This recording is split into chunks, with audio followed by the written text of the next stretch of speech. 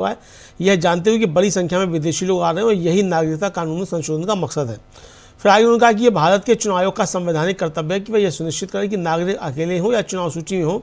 अनुच्छेद 355 कहता है कि भारत संघ का यह कर्तव्य है कि वह हर राज्य को बाहरी हमले और आंतरिक गड़बड़ी से बचाए। फिर आगे उन्होंने कहा कि भारत में पड़ोसी देशों से बड़े पैमाने पर अवैध माइग्रेशन होता है, खासकर भारत पाकिस्तान युद्ध और बांग्लादेश बनने के बाद, जिससे डेमोग्राफी बदल गई है और जो भी भारत में रह रहा है वह आधार के लिए एलिजिबल है। आधार नंबर और ऑथेंटिकेशन अपने आप में नागरिकता या डोमिसाइल का कोई अधिकार या सबूत नहीं देता है। फिर उन्होंने कहा कि इस कोर्ट ने आधार को एक डॉक्यूमेंट माना है। अगर आप आधार एक्ट का मकसद देखें तो एक्ट में रेसिडेंट की परिभाषा ये है कि जो व्यक्ति 182 दिनों से भारत में रह रहा हो तो विदेशी भी आधार बनवा सकते हैं। फिर एक्ट कहता है कि आधार से नागरिकता या डोमिसाइल स्टेटस नहीं मिलता। इस पर जस्टिस जॉय माल्या बागची ने पूछा कि क्या आपको पता है कि आपका पासपोर्ट भी भारत सरकार के तहत एक प्राइवेट एजेंसी को आउटसोर्स किया गया है? क्या आप कह रहे हैं कि कोई दूसरा डॉक्यूमेंट जाली नहीं बनाया जा सकता और सिर्फ आधार ही जाली बनाया जा सकता है? आधार जारी करने में एक प्राइवेट नागरिक द्वारा पब्लिक ड्यूटी निभाई जाती है। ये भी कहा जस्टिस जॉय माल्या बागची ने कि कोई भी डॉक्यूमेंट जाली बनाया जा सकता है, यहाँ तक कि पासपोर्ट भी जाली बनाया जा सकता है। आधार जारी करते समय प्राइवेट व्यक्ति पब्लिक ड्यूटी कर रहा होता है। अगर किसी प्राइवेट संस्था ने डॉक्यूमेंट तैयार किया है लेकिन अगर उसे किसी कानून के तहत मान्यता मिली है तो उस डॉक्यूमेंट को स्वीकार किया जाएगा। इस पर हंसारिया साहब ने कहा कि मैं जालसाजी की बात नहीं कर रहा हूं। आधार असली हो सकता है लेकिन उस पर कोई कंट्रोल नहीं है। कोई भी व्यक्ति म्यूनिसिपल कॉरपोरेशन से सर्टिफिकेट ले सकता है और आधार जारी हो सकता है। फिर जस्टिस जॉय माल्या बागची ने कहा कि आधार पहचान का एक मान्य डॉक्यूमेंट है। हमने कभी नहीं कहा कि आधार को नागरिकता के आधार के तौर पर इस्तेमाल किया जा सकता है। हमने हमेशा कहा है कि चुनाव आयोग आधार को वेरीफाई कर सकता है। ये 11 दस्तावेजों का हमेशा नागरिकता से सीधा संबंध होना जरूरी नहीं है, इसलिए वे अलग अलग तरह के हो सकते हैं जो आमतौर पर उस मकसद से जुड़े होंगे जिसके लिए चुनाव आयोग ने अपनी पूरी शक्तियों का इस्तेमाल करते हुए इसे तय किया है, जैसा कि चुनाव आयोग ने तर्क दिया है। आपका तर्क असल में चुनाव आयोग के नज़रिए से मेल नहीं खाता है। तो वकील साहब ने कहा कि आधार सिर्फ डुप्लीकेशन को रोकने के लिए हो सकता है और ये डिलीशन सभी पार्टियों में हुआ है, इस वजह से पार्टियों को जीत मिली है। यह नहीं कहा जा सकता कि यह किसी पॉलिटिकल पार्टी को फ़ायदा पहुंचाने के लिए किया गया है। एसआईआर के डिलीशन में अंतर की वजह से हर पॉलिटिकल पार्टी को जीत मिली है। ईसीआई पर कोई गलत इरादा होने का आरोप नहीं लगाया जा सकता। ये विजय हंसारिया साहब जो हैं ये उनकी तरफ से राजीव जी कहा जी विजय हंसारिया जो हैं ये मूल रूप से इलेक्शन कमीशन ऑफ इंडिया की तरफ से वो खड़े हैं और अपनी बात रख रहे हैं, इलेक्शन कमीशन ऑफ इंडिया की बात रख रहे हैं। दोस्तों जो बाद में जुड़े हैं आप सबका एक बार फिर स्वागत करता हूं, इस्तकबाल करता हूं। इस वक्त हम चर्चा कर रहे हैं, आप तक लाइव पहुंचा रहे हैं सुप्रीम कोर्ट में स्पेशल इंटेंसिव रिवीजन यानी एसआईआर को लेकर जो मथापच्ची चलती आ रही है पिछले 7 महीने से कि क्या ये संवैधानिक है या गैर संवैधानिक है, ये एसआईआर करवाना संवैधानिक है या गैर संवैधानिक है।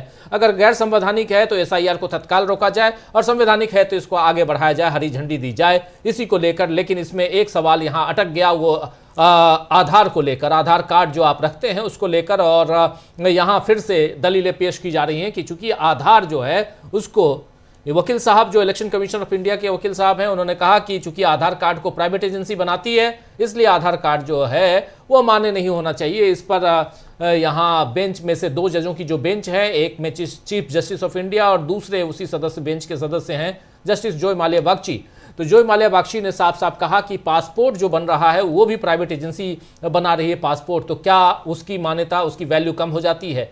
इसलिए यहाँ पर बहुत इंपॉर्टेंट है। और यहाँ पर विजय हंसारिया साहब जो हैं वो कहते हैं कि मताधिकार केवल नागरिकों के लिए उपलब्ध है। संसद ने ये स्पष्ट समझ के साथ ये निर्णय लिया है कि बड़ी संख्या में विदेशी नागरिक देश में प्रवेश कर रहे हैं और नागरिकता अधिनियम में संशोधन का यही उद्देश्य भी है। नागरिकता अधिनियम की बात जो है, आखिर यहाँ पर नागरिकता अधिनियम भी लेके आ गए, सीएए और एनआरसी का जिक्र भी यहाँ कर ही दिया।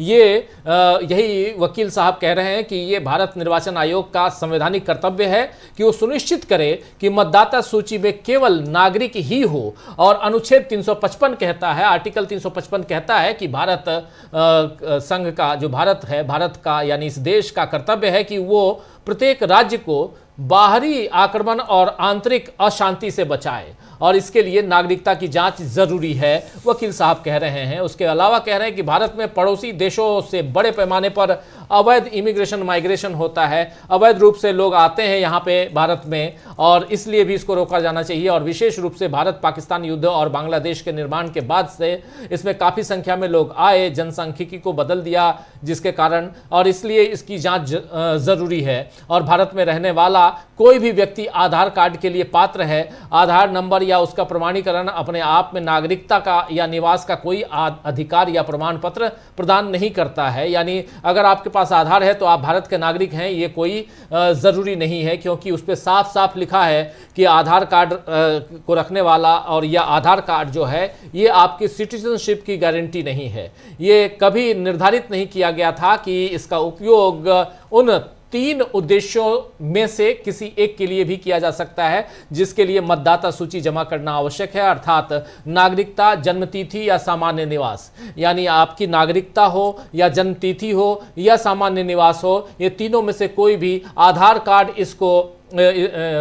इसके लिए ग्रीन सिग्नल नहीं देता है, यानी इसकी पुष्टि नहीं करता है। प्रमाणिकता ठोस रूप से आपकी नागरिकता या आपकी जन्मतिथि या आपके सामान्य आप कहाँ रहते हैं इसको लेकर ये आधार कार्ड के जरिए आप नहीं बता सकते हैं, आप नहीं समझ सकते हैं। इसलिए यहाँ पर आधार कार्ड की वैल्यू जो है वो कम हो जाती है, जीरो हो जाती है, क्षीण हो जाती है। इसके अलावा इलेक्शन कमीशन ऑफ इंडिया का कहना है कि आधार निजी आधार केंद्रों द्वारा जारी किया जाता है, ये एक SIR के लिए प्रासंगिक दस्तावेज नहीं हो सकता है। इसी पर जस्टिस बागची ने कहा है कि क्या आपको पता है कि आपका पासपोर्ट भी निजी कंपनी द्वारा जारी किया जाता है। इस पर वकील साहब कह रहे हैं कि लेकिन आधार के लिए किसी प्रमाणीकरण की आवश्यकता नहीं होती है, आधार के लिए कोई प्रमाणीकरण की आवश्यकता नहीं होती है। जस्टिस बागची कहते हैं कोई भी दस्तावेज जाली बनाया जा सकता है, यहां तक कि पासपोर्ट भी जाली बनाया जा सकता है। आधार कार्ड जारी करते समय एक निजी व्यक्ति सार्वजनिक कर्तव्य का पालन कर रहा होता है, सार्वजनिक कर्तव्य का पालन कर रहा होता है। वकील साहब कह रहे हैं मैं जालसाजी के पक्ष में नहीं हूं,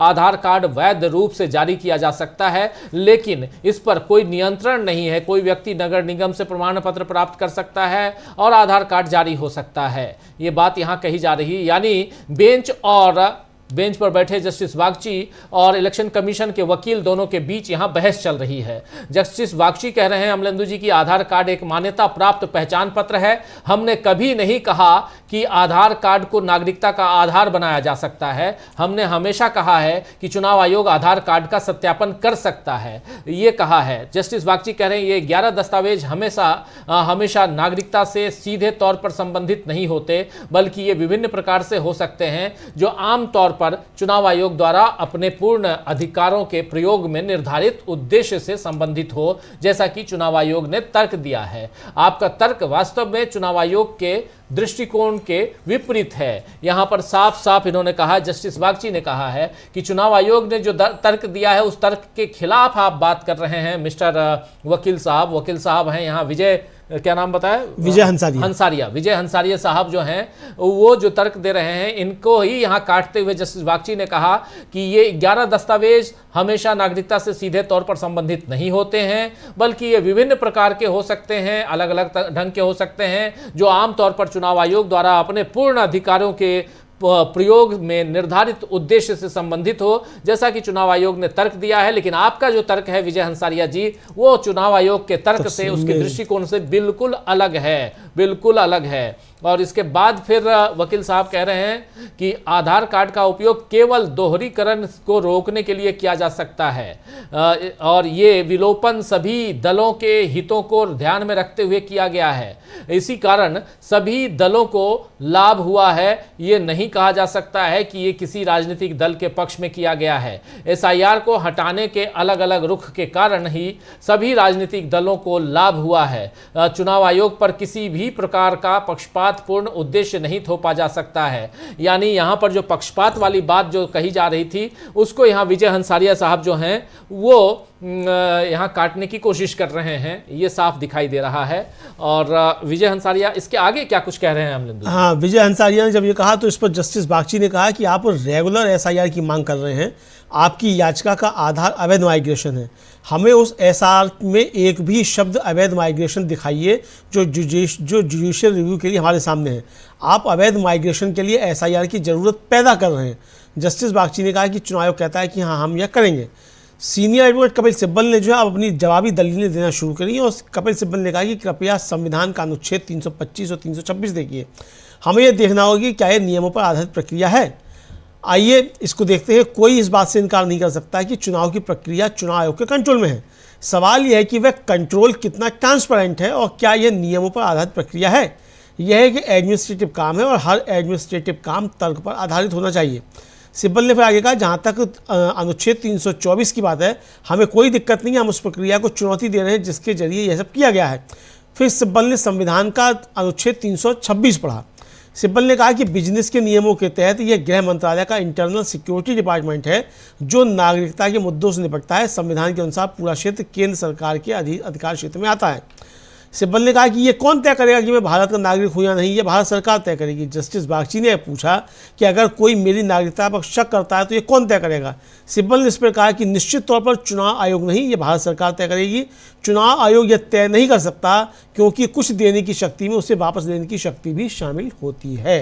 जी जी, बिल्कुल बिल्कुल बिल्कुल। यहाँ कपिल सिब्बल आ गए हैं और यहाँ आधार कार्ड की पहले बात हो रही थी। आधार कार्ड की जाली यानी नकली आधार कार्ड और असली आधार कार्ड, असली पासपोर्ट, इन सब का जिक्र तो हो ही रहा था। इन सब के बीच 11 दस्तावेज जो हैं उसका जिक्र भी आया और उसके बाद आधार कार्ड के उपयोग केवल दोहरीकरण को रोकने के लिए किया जा सकता है, किया गया है। ये सारी बातें यहाँ बताई जा रही थी। वकील साहब जो हैं वो भी अपनी बात रख रहे हैं। चुनाव आयोग के वकील विजय हंसारिया जो हैं वो याचिकाकर्ता की तरफ से खड़े हैं और यहाँ पर लेकिन जस्टिस बागची ने साफ साफ कहा कि आप रेगुलर एसआईआर की मांग कर रहे हैं। आपकी याचिका का आधार अवैध माइग्रेशन को रोकना है और न्यायिक समीक्षा के लिए हमारे समक्ष मौजूद एसआईआर में हमें एक भी शब्द अवैध प्रवासन दिखाइए। आप अवैध प्रवासन के लिए एसआईआर की आवश्यकता पैदा कर रहे हैं।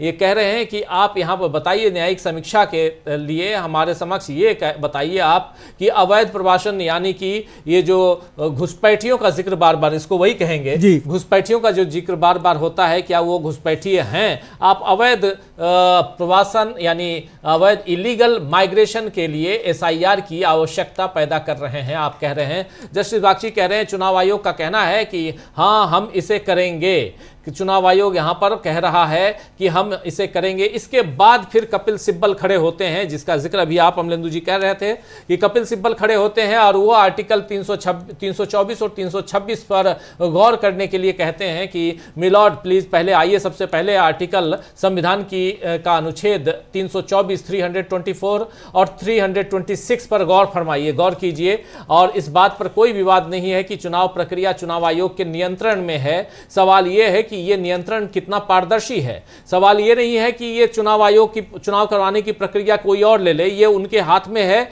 और आर्टिकल भी यही कहता है, हमने संविधान ने चुनाव आयोग को इतनी शक्ति दी है, इतना पावर उसने दिया हुआ है, तो उस पावर का इस्तेमाल चुनाव आयोग कर रहा है, बहुत अच्छी बात है। लेकिन ये बताइए कि चुनाव आयोग कितना ट्रांसपेरेंट है।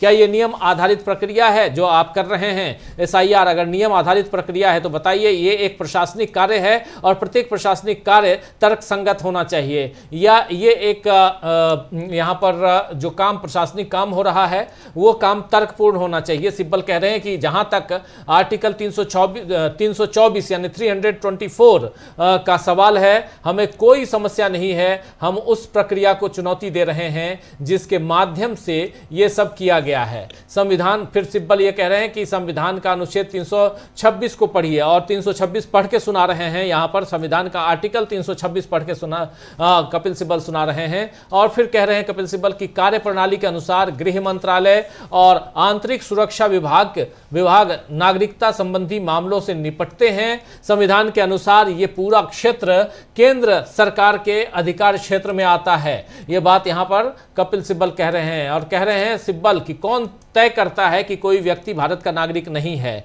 भारत सरकार, और कौन तय करेगा ये? और यहां सवाल का जवाब भी वो देते हैं कि कौन तय करता है? भारत सरकार तय करता है कि ये कौन होगा नागरिक भारत का, कौन है कौन नागरिक नहीं है, ये सरकार तय करती है। और ये आयोग द्वारा तय नहीं किया जा सकता है। ये सरकार, भारत सरकार, उसमें भी गृह मंत्रालय तय कर सकता है, लेकिन चुनाव आयोग नहीं तय कर सकता है कि कौन यहाँ का नागरिक है, कौन का यहाँ का नागरिक नहीं है, क्योंकि किसी चीज को प्रदान करने की शक्ति से में उसे वापस लेने की शक्ति भी शामिल होती है। अगर कोई चीज आप दे रहे हैं तो कोई वापस भी ले रहे हैं। आप जिस चीज को बड़ी ईमानदारी के साथ दे रहे हैं तो उतनी ईमानदारी के साथ आप वापस भी ले सकते हैं। ये बात यहाँ कपिल सिब्बल कह रहे हैं। अमलेंदु जी, आगे क्या कुछ हो रहा है? इसके आगे भी बहुत कुछ चल रहा है, मैं जान रहा हूं। आप जी बिल्कुल राजीव जी, आगे चल रहा है। और कपिल सिब्बल जो है नागरिकता को लेकर ही अपनी बातचीत रख रहे हैं। और कपिल सिब्बल का साफ तौर पर जस्टिस बागची ने पूछा कि अगर कोई मेरी नागरिकता पर शक करता है तो कौन तय करेगा। कपिल सिब्बल ने कहा कि चुनाव आयोग नहीं करेगा, ये भारत सरकार तय करेगी। चुनाव आयोग ये तय नहीं कर सकता क्योंकि कुछ देने की शक्ति में उसमें वापस देने की शक्ति भी शामिल है। फिर कपिल सिब्बल ने कहा कि अगर कोई मेरी नागरिकता पर सवाल उठाता है तो फॉर्म 7 होता है और फिर उसे सबूत देना होगा। तो जस्टिस बागची ने कहा कि ऐसी स्थिति में कौन फैसला करता है, केंद्र सरकार या चुनाव आयोग? कपिल सिब्बल ने कहा जाहिर केंद्र सरकार, क्योंकि इसे छीना नहीं जा सकता। जस्टिस बागची ने कहा कि मान लीजिए कोई रोल में है या पासपोर्ट जारी हो गया, पासपोर्ट जाली दस्तावेज और आपत्ति है और फॉर्म 7 प्रोसेस हो गया है। मान लीजिए चुनाव आयोग आपको लिस्ट से हटा देता है, आपको तुरंत सेंटर जाकर अपना नाम जुड़वाना होगा। तो इस पर कपिल सिब्बल ने कहा कि माय लॉर्ड जो कह रहे हैं कि ईआरओ लिस्ट से हटाने या शामिल करने के मकसद से मेरी नागरिकता का फैसला करेगा। सिब्बल ने कहा कि मान लीजिए कि ईआरओ फैसला कर सकता है तो क्या उस दिन मेरी नागरिकता खत्म हो जाएगी, ये सवाल किया। तो जस्टिस बागची ने कहा कि नहीं, आप इलेक्टोरल रोल में होने का अपना अधिकार खो देंगे। सिब्बल ने कहा कि माय लॉर्ड मुझसे कह रहे हैं कि ईआरओ के पास ये तय करने का अधिकार है कि मुझे बाहर करने के मकसद से मैं भारत का नागरिक नहीं हूँ। ये कपिल सिब्बल ने अपनी दलील दी कि आप जो कह रहे हैं उसका मतलब ये है कि जो ईआरओ के पास ये तय करने का अधिकार है कि वो मैं भारत का नागरिक नहीं हूँ, ये मुझे बाहर मतलब इस लिस्ट से बाहर करने के मकसद से वो ये तय कर सकता है। हाँ, यहाँ पे वो कह भी रहे हैं कि अगर कोई मेरी नागरिकता पर सवाल उठाता है तो फॉर्म 7 है, फिर उसे सबूत देना होगा। फॉर्म 7 है उसमें और आपको सबूत देना होगा। इस पर जस्टिस बागची कह रहे हैं कि ऐसी स्थिति में कौन फैसला करेगा, केंद्र सरकार या चुनाव आयोग? जस्टिस बागची खुद पूछ रहे हैं कि कौन फैसला करेगा कि कौन नागरिक है नहीं है, केंद्र सरकार फैसला करेगी या चुनाव आयोग फैसला करेगा? कपिल सिब्बल कह रहे हैं जाहिर है केंद्र सरकार, क्योंकि नागरिकता छीनी नहीं जा सकती। केंद्र सरकार फैसला करेगी कि आखिर किसी को नागरिकता दी जाए या ना दी जाए, वो भारत का नागरिक है या नहीं है। ये बात यहाँ पर इस ढंग से यहाँ बहस में बात आ रही है। दलीलें बहुत इंपॉर्टेंट यहाँ पर कपिल सिब्बल अपनी बात रख रहे हैं। अब सिब्बल कह रहे हैं अब फॉर्म 7 देखिए, नाम हटाने या आपत्ति के लिए दिए गए कारण को साबित करने का दायित्व तो आवेदक का है। यानी जो आवेदक है कह रहा है कि मेरा नाम या इनका नाम हटा दीजिए, वो हटाने के लिए या आपत्ति के लिए दिए गए कारण को साबित करने का दायित्व भी आवेदक को है। यानी आपने फॉर्म 7 दे दिया, बस उतने मात्र से नहीं होता है। फॉर्म 7 भर के देने के बाद आपको यह भी बताना है कि हमने क्यों नाम काटने के लिए कहा है और क्या इसके पास यह सचमुच भारत का नागरिक नहीं है। कपिल सिब्बल कह रहे हैं मान लीजिए कि चुनाव आयोग फैसला कर सकता है, तो क्या उस दिन मेरी नागरिकता चली जाएगी? जिस दिन चुनाव आयोग फैसला कर लिया तो क्या उस दिन मेरी नागरिकता चली जाएगी? जस्टिस बागची कह रहे हैं नहीं, आप मतदाता सूची में अपना नाम दर्ज कराने का अधिकार खो देंगे, नागरिकता नहीं जाएगी, अधिकार खो देंगे। कपिल सिब्बल कह रहे हैं कि माननीय न्यायाधीश मुझसे ये पूछ रहे हैं कि चुनाव आयोग को मुझे मतदाता सूची से बाहर करने के उद्देश्य से ये तय करने का अधिकार है कि मैं भारत का नागरिक हूं। ये बड़ा यहाँ पर थोड़ा घुमा दिया साफ। यानी कपिल सिब्बल ने यहाँ दबोचना जो होता है वो दबोचा है। कह रहे हैं कि माननीय न्यायाधीश यानी मिलॉर्ड यहाँ जो हैं वो मुझसे ये पूछ रहे हैं कि चुनाव आयोग को मुझे मतदाता सूची से बाहर करने का उद्देश्य से ये तय करने का अधिकार है कि मैं भारत का नागरिक नहीं हूं। जी, नागरिक नहीं हूं। हाँ, इस पर जस्टिस बागची ने कहा कि आखिरी फैसला सिटीजनशिप एक्ट के तहत सरकार के पास है। चुनाव आयोग का जवाब था कि चूंकि रोल तैयार करने की संवैधानिक शक्ति उनके पास है, इसलिए निर्धारण के अधिकार पर भी उनके पास पूरी शक्ति होगी। कपिल सिब्बल ने कहा कि अगर मेरे पास बर्थ सर्टिफिकेट नहीं है तो क्या ईआरओ कहेगा कि आपके पास बर्थ सर्टिफिकेट नहीं है इसलिए आपको इलेक्टोरल रोल से बाहर हटा दिया जाएगा? इस पर जस्टिस बागची ने कहा कि वह गलत हो सकता है, लेकिन ये दो अलग अलग पहलू हैं।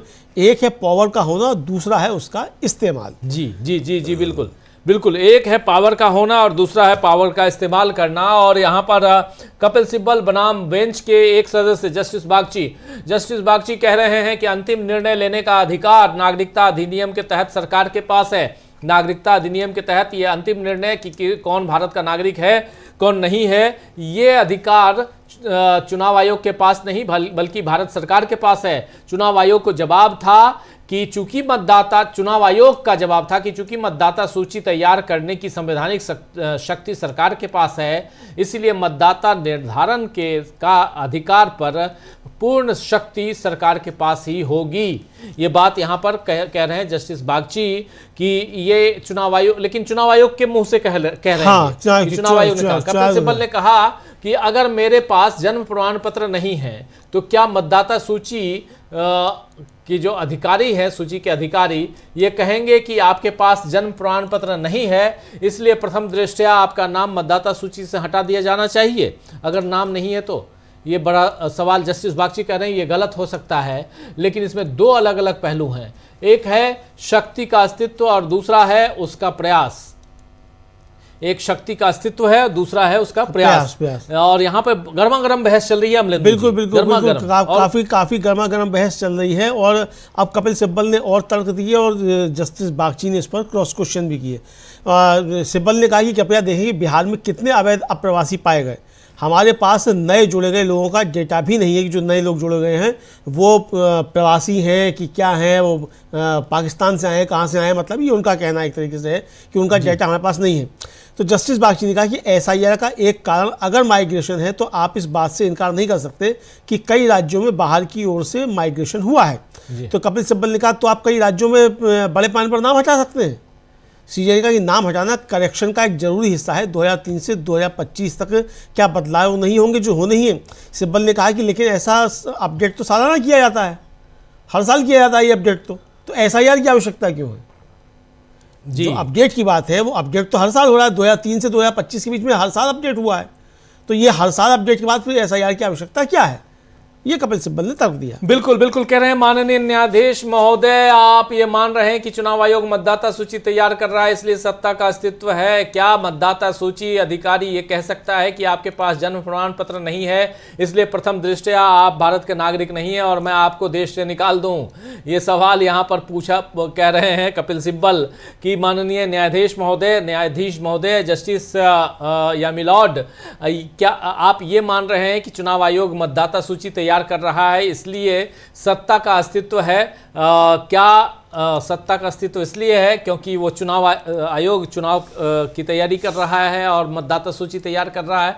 क्या मतदाता सूची अधिकारी ये कह सकता है कि आपके पास जन्म प्रमाण पत्र नहीं है इसलिए प्रथम दृष्टया हम आपको भारत और आप भारत के नागरिक नहीं हैं क्योंकि आप के पास जो है वो जन्म प्रमाण पत्र नहीं है और इसलिए आपको देश से मैं निकाल दूं?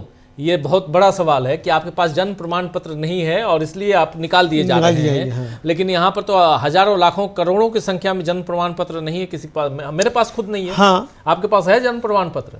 हाँ, नहीं, जन्म प्रमाण पत्र हाई स्कूल का मार्कशीट है। नहीं, वो नहीं। हाँ। जन्म प्रमाण पत्र जन्म प्रमाण पत्र हाई स्कूल का मार्कशीट, पासपोर्ट में जन्म का, वो सारी चीजें तो है। हाँ। लेकिन जन्म का प्रमाण पत्र जो नगर निगम से आपको मिलता था वो है क्या? नहीं होगा, आपके पास नहीं होगा, मेरे पास नहीं होगा। उस जमाने में कौन लेता था राजीव जी? कौन लेता था उस समय? किसी के पास नहीं होगा। मतलब हम लोग सबसे बड़ी चीज है कि क्या सीजेआई के पास है? हाँ, जस्टिस सूर्यकांत से पूछ लिया जाए कि सूर्यकांत जी जरा बता दीजिए, क्योंकि मुझे याद है शायद धुलिया साहब थे। हाँ, धुलिया साहब ने कहा था, धुलिया साहब आप मुझसे मांगेंगे, मुझ पे नहीं होंगे 11 दस्तावेज। उन्होंने कहा था कि 11 दस्तावेजों में से आप मांग लेंगे, मेरे से तो मेरे पास नहीं है। बिल्कुल। तो इसीलिए यहाँ पर यह सवाल पूछा जा रहा है और खुद कि आप, और यहाँ कपिल सिब्बल सही पूछ रहे हैं, सही कह रहे हैं कि आप अगर मांगेंगे तो मेरे पास, और आप प्रमाण मांग रहे हैं, और क्या इस बेस पर आप मुझे देश से निकाल देंगे? हाँ। ये बड़ा सवाल है। क्या आप मुझे इस बेस पर देश से निकाल देंगे? ये ठीक है क्या? ये सवाल तो है। बिल्कुल, बहुत सही सवाल है। हाँ, बहुत सही सवाल है। कपिल सिब्बल ने कहा कि 2003 के बाद वे माता पिता के डॉक्यूमेंट्स मांग रहे हैं। ऐसे मामले बहुत कम होंगे जहां किसी की नागरिकता पर सवाल उठाया जाएगा, बहुत ही कम। लेकिन यहाँ तो ये रोज हो रहा है। 1,82,00,000 लोगों की नागरिकता पर सवाल उठाया जा रहा है। इसका आधार क्या है? किस आधार पे हम नागरिकता पर सवाल उठा रहे हैं? ये कपिल सिब्बल ने पूछा। जी बिल्कुल, कि 2003 के बाद से जो इलेक्शन कमीशन ऑफ इंडिया है वो माता पिता के दस्तावेज मांग रहे हैं। ऐसे मामले बहुत ही दुर्लभ होते हैं जिसमें किसी की नागरिकता पर सवाल उठाया जाता है, बहुत ही कम। लेकिन यहाँ रोजाना यही हो रहा है। 1,82,00,000 लोगों की नागरिकता पर सवाल उठाया जा रहा है। इसका आधार क्या है, ये बार बार पूछ रहे हैं आप। 1,82,00,000 लगभग 2 करोड़ लोगों की नागरिकता पर सवाल उठा रहे हैं। आधार क्या है बता दीजिए मिलॉर्ड। आखिर किस बेस पर इलेक्शन कमीशन ऑफ इंडिया कह रहा है कि आप नागरिक नहीं है इस देश के? इससे दुखद और क्या हो सकता है? और जो दस्तावेज दिए जा रहे हैं वो दस्तावेज इनके पास है नहीं, या जो नहीं है वही दस्तावेज आप मांग रहे हैं। बिल्कुल बिल्कुल। तो यहाँ पर सवाल बहुत गंभीर है जिसको उठाया जा रहा है, और बहुत महत्वपूर्ण चर्चा, बहुत महत्वपूर्ण सुनवाई चल रही है। अमलेंदु जी, आगे क्या कुछ हो रहा है? कपिल सिब्बल ही बोल रहे हैं। हाँ, कपिल सिब्बल ही बोल रहे हैं। कपिल सिब्बल ने आगे कहा कि कितने लोग, कितने लीगल माइग्रेंट पाए गए, यह सब एक्सरसाइज कहाँ की गई? एक भी नहीं की गई। इसलिए शुरुआती आशंका शायद आखिर में सही साबित ना हो। फिर कपिल सिब्बल ने कहा कि इस तरह की प्रक्रिया में सोच समझकर काम करना चाहिए और ये बताना चाहिए कि ये क्यों जरूरी हो गया है जी। SIR क्यों जरूरी हो गया है, ये बताना चाहिए। मतलब ये चुनाव आयोग ने नहीं बताया है। जी जी, बिल्कुल बिल्कुल। चुनाव आयोग से ये पूछा जा रहा है और कपिल सिब्बल जो हैं वो बहुत गहराई से इन चीज़ों को रख रहे हैं और पूछ रहे हैं। पहली बात तो उन्होंने वही कही कि ये लोग 2003 के बाद से माता पिता के दस्तावेज भी मांग रहे हैं, और ऐसे मामले बहुत ही दुर्लभ होते हैं जिनमें किसी की नागरिकता पर सवाल उठाया जाता है, बहुत ही कम होते हैं। लेकिन यहाँ ये रोजाना हो रहा है। 1,82,00,000 लोगों की नागरिकता पर सवाल उठाया जा रहा है। इसका आधार क्या है पूछ रहे थे कपिल सिब्बल। कपिल सिब्बल यही नहीं रुकते हैं, आगे और बढ़ते हैं। वो कहते हैं अब तक की पूरी जांच पड़ताल के बाद कितने लोग वैध प्रवासी पाए गए हैं, जरा ये भी बता दीजिए। एक भी नहीं पाए गए हैं, एक भी नहीं, यहां साफ साफ। इसलिए शुरुआती आशंका अंततः गलत साबित होती है, और यहां कह रहे हैं इसी तरह की प्रक्रिया में सोच समझकर निर्णय लेना चाहिए और ये समझना चाहिए कि ये क्यों आवश्यक हो गया है। कपिल सिब्बल लगातार कह रहे हैं सोच समझ के निर्णय लीजिए। कई सारे प्रूफ हैं। 1,82,00,000 लोगों को आप अधर में लटका दिए हैं। आप कह रहे हैं कि नागरिकता है ही नहीं इनकी, यानी ये सब लोग घुसपैठिए हैं, इस टाइप से आप बात कर रहे हैं। बहुत गंभीर बातें हो रही हैं। बिल्कुल बिल्कुल बिल्कुल राजीव जी। और कपिल सिब्बल ने एक बहुत महत्वपूर्ण बात कही। उन्होंने कहा कि यह कोई आम फैसला नहीं है, यह फैसला भारत में लोकतंत्र का रास्ता तय करेगा। ये ऐसे काम नहीं है जो रातों रात किए जा सके। चुनाव आयोग कहता है कि हम पर भरोसा किया जाना चाहिए वगैरह वगैरह। तो फिर ये काम पहले क्यों नहीं किया गया? आप नागरिकता की स्थिति पर शक कर सकते हैं, लेकिन वह शक नागरिकता कानून से जुड़ा होना चाहिए। फिर कपिल सिब्बल ने कहा कि चुनाव आयोग के पास जरूर कुछ डेटा होगा। आखिर ये एक संवैधानिक संस्था है जिसके पास कोर्ट को दिखाने के लिए काफ़ी डेटा होना चाहिए। लेकिन क्या वे ऐसा कर रहे हैं? वोटर लिस्ट में सुधार एक बात है, लेकिन नाम हटाना बिल्कुल दूसरी बात है। इस तरह से बड़े पैमाने पर नाम हटाए जा सकते हैं। तो बेंच ने कहा कि सुधार का मतलब ही हटाना और जोड़ना होता है। जी जी बिल्कुल, डिलीशन का मतलब ही होता है यहाँ पर हटाना या जोड़ना। सुधार का मतलब ही होता है यहाँ पर साफ साफ कहा। करेक्शन, सुधार, करेक्शन का मतलब ही होता है यहाँ डिलीशन या एडिशन। ये बात बहुत सही इन्होंने बेंच ने कही है। लेकिन इसके अलावा जो यहाँ बात हो रही है, कह रहे हैं चुनाव आयोग के पास कुछ आंकड़े तो जरूर होंगे, लेकिन ये एक संवैधानिक निकाय है जिसके पास अदालत को दिखाने के लिए पर्याप्त आंकड़े होने चाहिए। लेकिन क्या वो ऐसा कर रहे हैं? कपिल सिब्बल कह रहे हैं साफ साफ चुनाव आयोग पे कि आंकड़े दिखाने होने चाहिए, और लेकिन क्या ये कर रहे हैं ऐसा? मतदाता सूची में सुधार करना एक बात है, लेकिन यहाँ मतदाता सूची में सुधार करना एक बात है, ये कह रहे हैं, लेकिन नामों को हटाना बिल्कुल अलग बात है। इस तरह बड़े पैमाने पर ये लोग चोरी कर रहे हैं, ये कहें तो बड़े पैमाने पर गड़बड़ी कर रहे हैं। अगर सामान्य हिंदी में कहा जाए, सामान्य भाषा में, तो चोरी हो रही है, और वोट चोर गद्दी छोड़ का नारा बुलंद हो ही रहा है। और इसलिए यहाँ ये जानना जरूरी है कि यहाँ जो बेंच है उनका कहना है कि सुधार में नाम हटाना और जोड़ना दोनों ही शामिल है। सुधार करेंगे तो नाम हटाएंगे भी और जोड़ेंगे भी, दोनों शामिल है। अमलेंदु जी, आगे भी कुछ है? हाँ बिल्कुल, आगे है। कपिल सिब्बल ने कहा कि ये ऐसा काम है जो चुनाव आयोग हर साल करता है। मतलब जब बेंच ने कहा कि जोड़ना और हटाना दोनों शामिल है, तो सिब्बल ने कहा कि ये एक ऐसा काम है जो चुनाव आयोग हर साल करता है। अगर उन्हें अभी भी बड़े पैमाने पर खास और गहन रिवीजन की ज़रूरत है तो उन्हें ये डेटा आपके लॉर्डशिप के सामने रखना चाहिए। यानी अगर भैया ये जोड़ना हटाना जो है ये तो हर साल करते हैं, तो अगर हर साल ये करने के बावजूद इनको लगता है कि बड़े पैमाने पर खास और गहन रिवीजन की आवश्यकता है, तो उन्हें फिर ये डाटा आपके सामने यानी सुप्रीम कोर्ट में फिर डाटा रखना चाहिए कि किस डाटा के आधार पर ये बड़े स्तर पर रिवीजन करा रहे हैं। बिल्कुल बिल्कुल आप सही कह रहे हैं। बड़े स्तर पर रिवीजन की बात हो रही है, डाटा की बात हो रही है, लेकिन डाटा के साथ साथ यहाँ पर सवाल कई और भी खड़े होते हैं। उन सवालों का जवाब भी खोजने की कोशिश, और इस वक्त हम जो चर्चा कर रहे हैं यही कि आखिर चुनाव आयोग यहाँ पर क्या दिखाना चाह रहा है और चुनाव आयोग कितना घिरा हुआ है ये भी देखते हैं।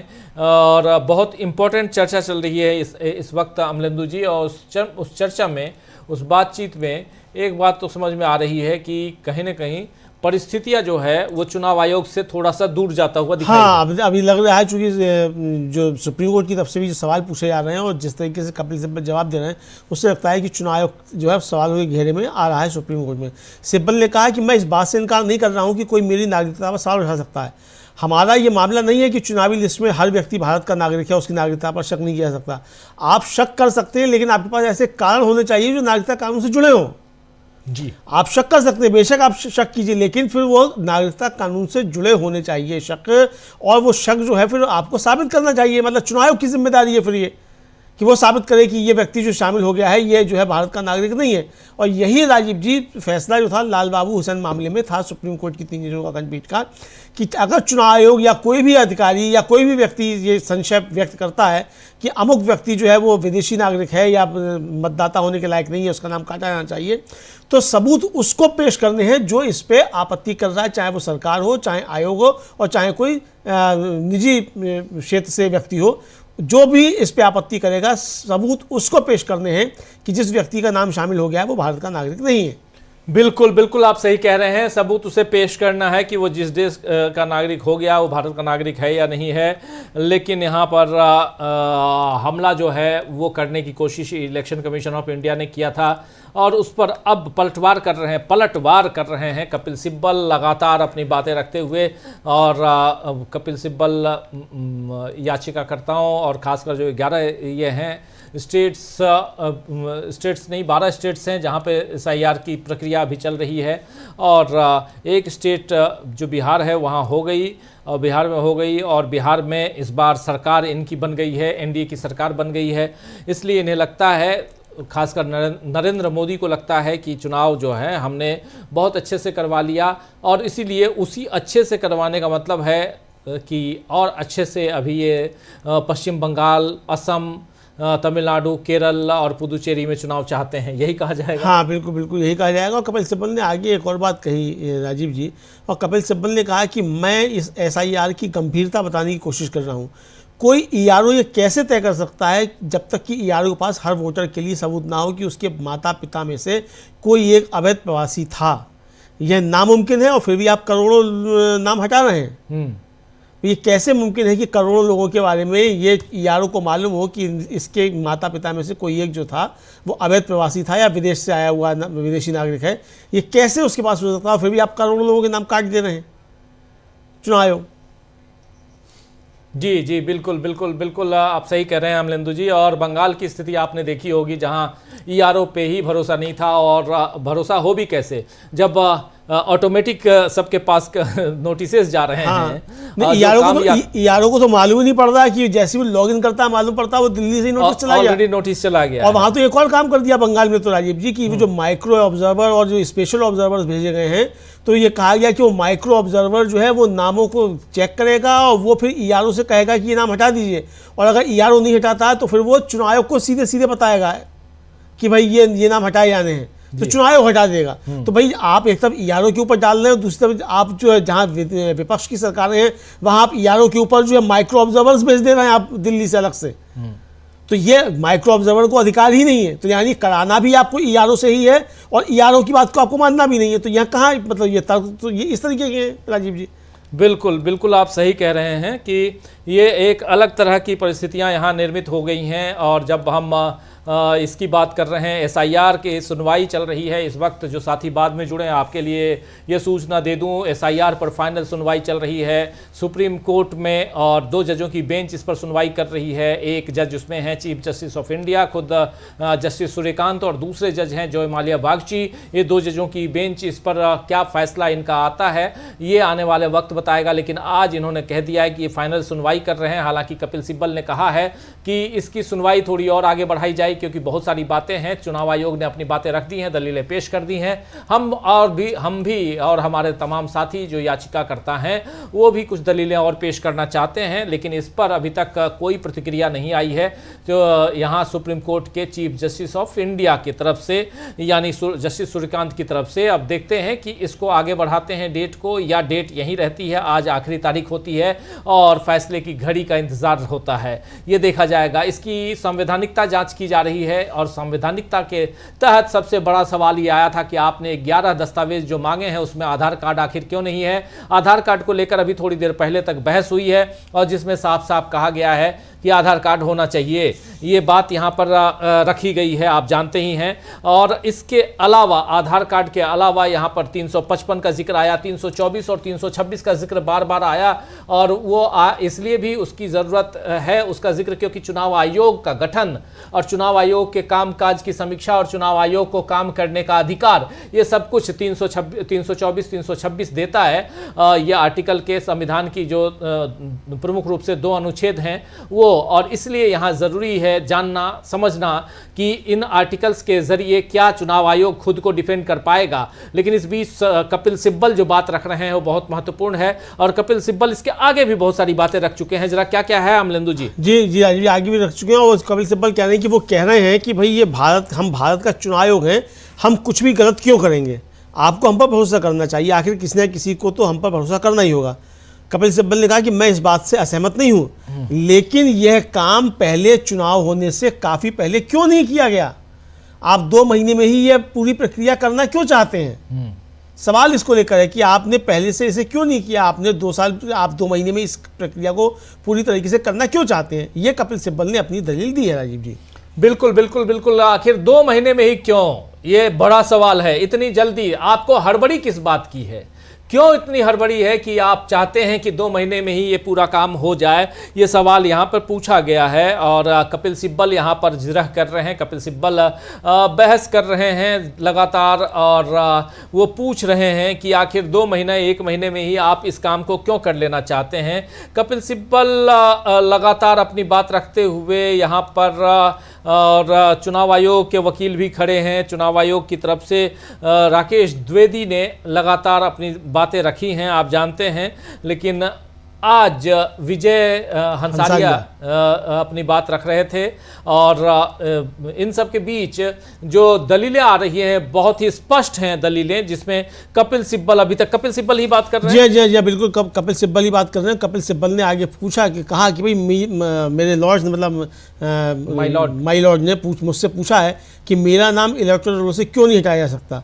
तो कपिल सिब्बल ने कहा कि सेक्शन 16 में इसका जवाब है। इसमें कहा गया है कि अगर कोई व्यक्ति भारत का नागरिक नहीं है तो उसे इलेक्टोरल रोल में रजिस्ट्रेशन के लिए डिस्क्वालीफाई किया जा सकता है। हमारे हिसाब से ये फैसला अकेला ERO नहीं ले सकता, ये कहना है कपिल सिब्बल का। बिल्कुल बिल्कुल। कपिल सिब्बल कह रहे हैं कि वो यानी इलेक्शन कमीशन ऑफ इंडिया कह रहे हैं हम भारत निर्वाचन आयोग है, भारत के चुनाव आयोग हैं, हम कुछ भी गलत क्यों करेंगे। अच्छी बात है जी, आप गलत ना करें, आपको हम पर भरोसा करना ही होगा। ये कह रहे हैं कि हम गलत नहीं करेंगे और आप हम पे भरोसा कर लीजिए। आखिरकार किसी न किसी को तो हम पर भरोसा करना ही होगा। ये बात चुनाव आयोग की तरफ से कही गई है। कपिल सिब्बल उनकी बात को यहाँ रिपीट कर रहे हैं और इसके बाद कह रहे हैं कपिल सिब्बल कि मैं इस बात से असहमत नहीं हूं, लेकिन यह प्रक्रिया चुनाव होने से बहुत पहले क्यों नहीं की गई।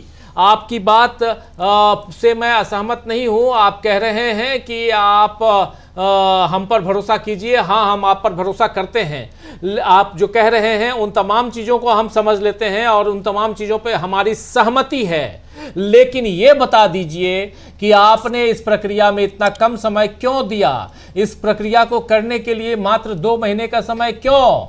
माननीय न्यायाधीशों ने मुझसे पूछा है कि मेरा नाम मतदाता सूची से क्यों नहीं हटाया जा सकता।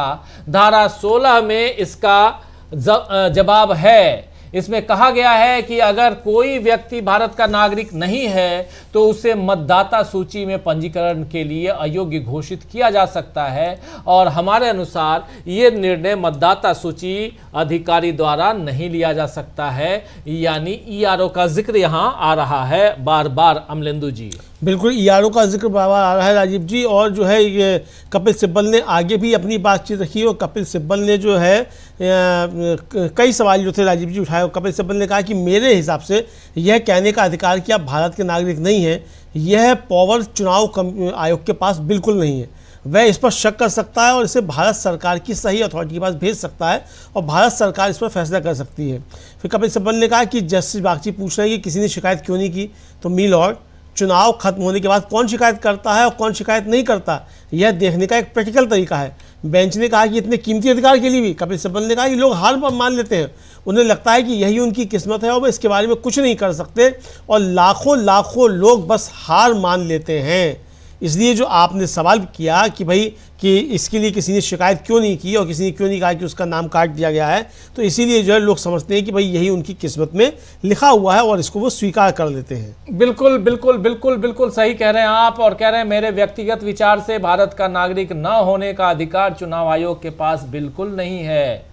बोल रहे हैं कपिल सिब्बल कि पर्सनली मेरा जो विचार है उस हिसाब से मैं आपको कह रहा हूं कि भारत का नागरिक ना होने का अधिकार चुनाव आयोग के पास बिल्कुल नहीं है।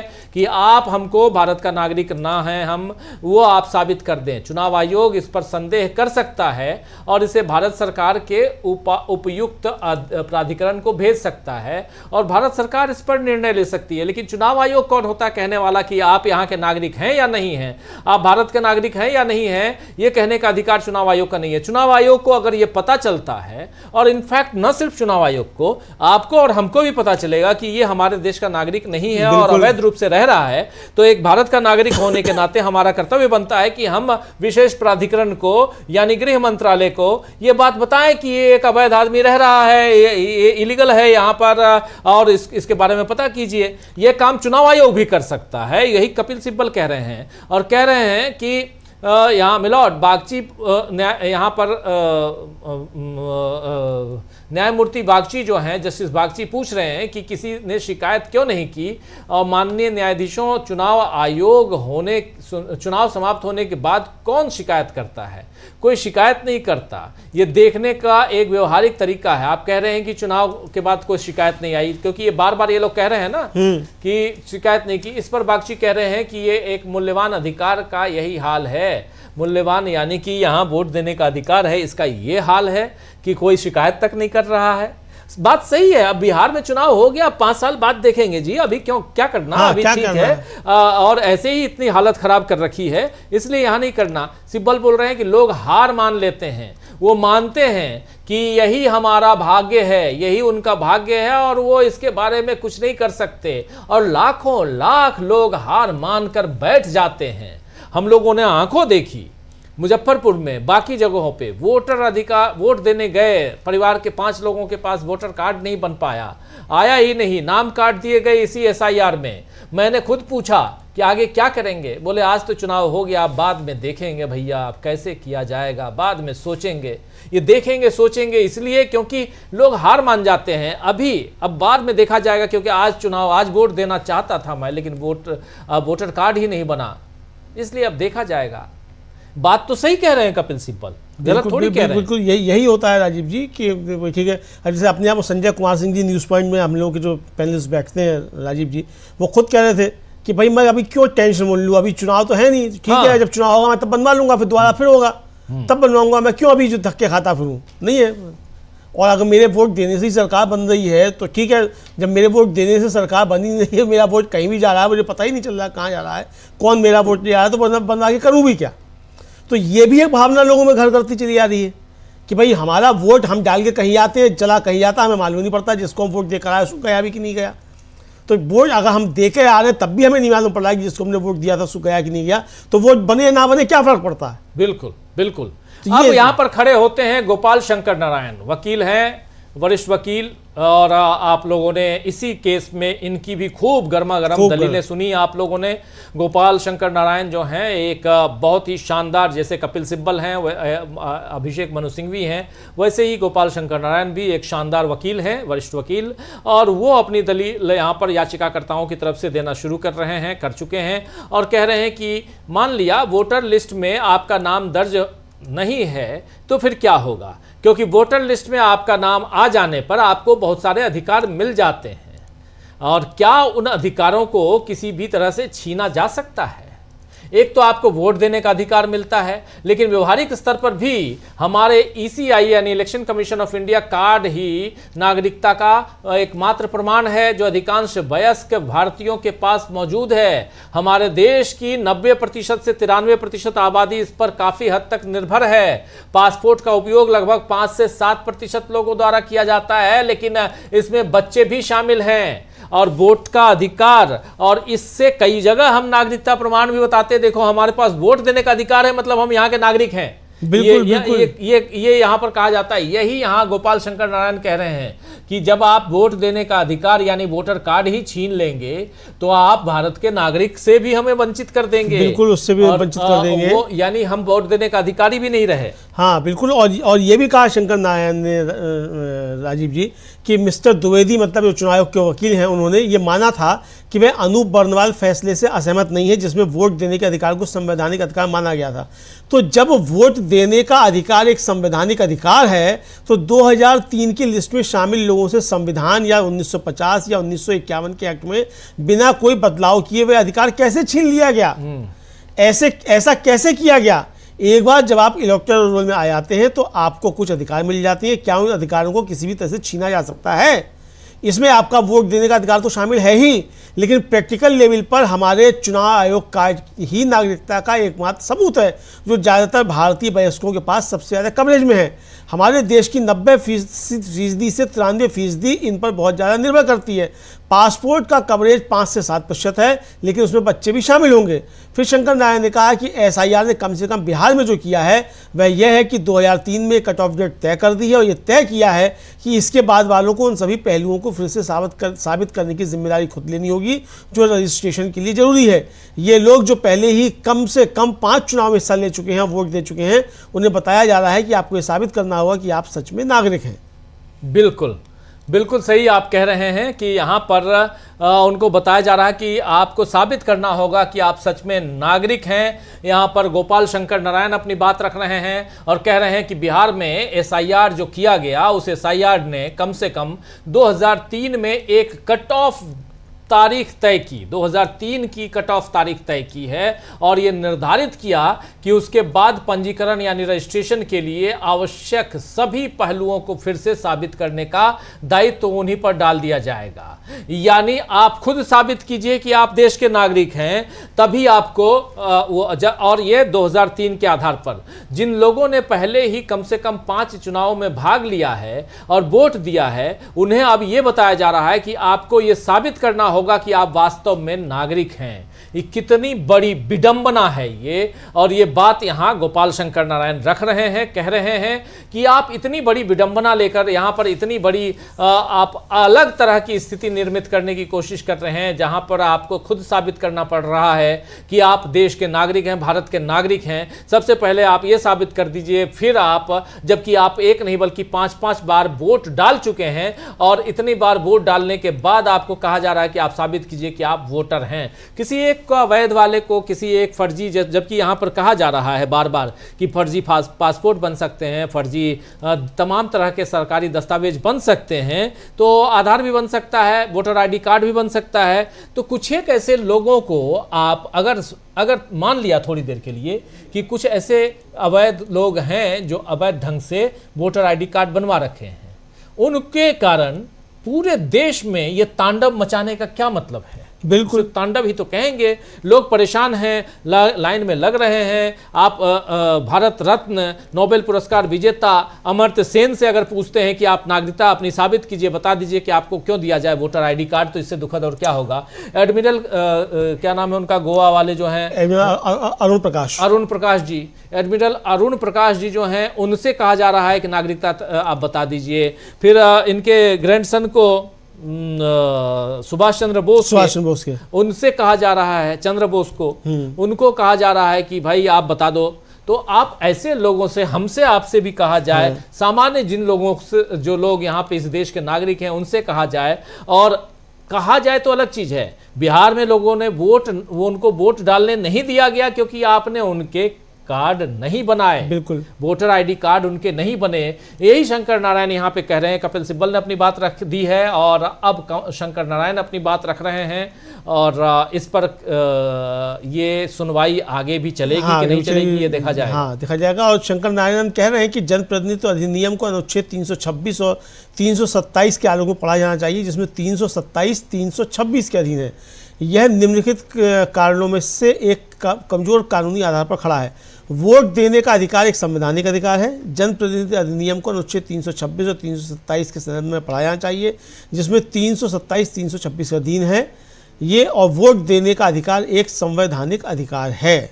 जी जी, बिल्कुल बिल्कुल। गोपाल शंकर नारायण अपनी बात यहाँ रख रहे हैं। जनता यहाँ पे साफ साफ जो रिप्रेजेंटेशन ऑफ पीपल एक्ट 1950 और 1951, इन दोनों की बात, उसके अलावा जो जनप्रतिनिधित्व अधिनियम के अलावा जो आर्टिकल 326 और 327 का जिक्र यहाँ पर कहा जा रहा है, यानी कि जो रिप्रेजेंटेशन ऑफ पीपल एक्ट 1950 और 1951 है, सबसे पहले 1950 वाली बात की जाए तो इसको भी बनाने में आर्टिकल 326 और 327 का जिक्र यहाँ पर बार बार आया है, जिसमें अनुच्छेद 327 अनुच्छेद 326 के अधीन है।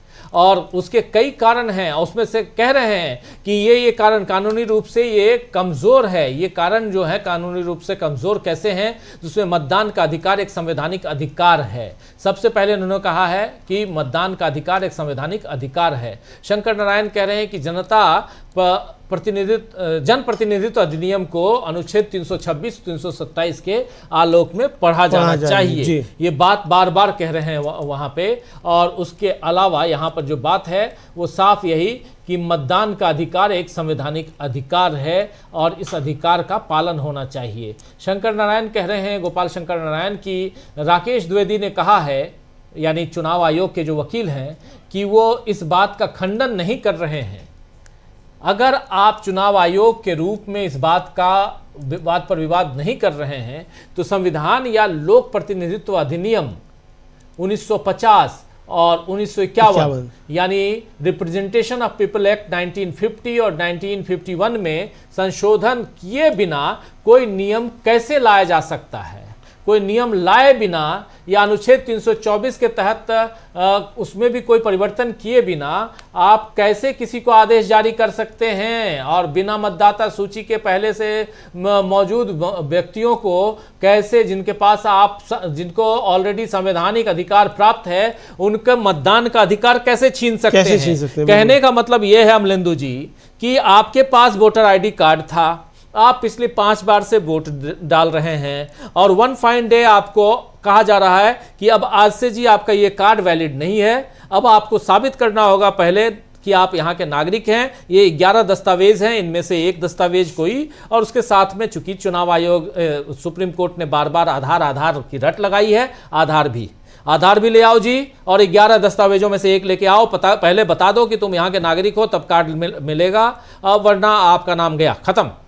यही तो हो रहा है। बिल्कुल बिल्कुल। और ये जो मैं टोन कह रहा हूं, इस टोन पे इसी ढंग से कई जगह बीएलओज ने बात की है।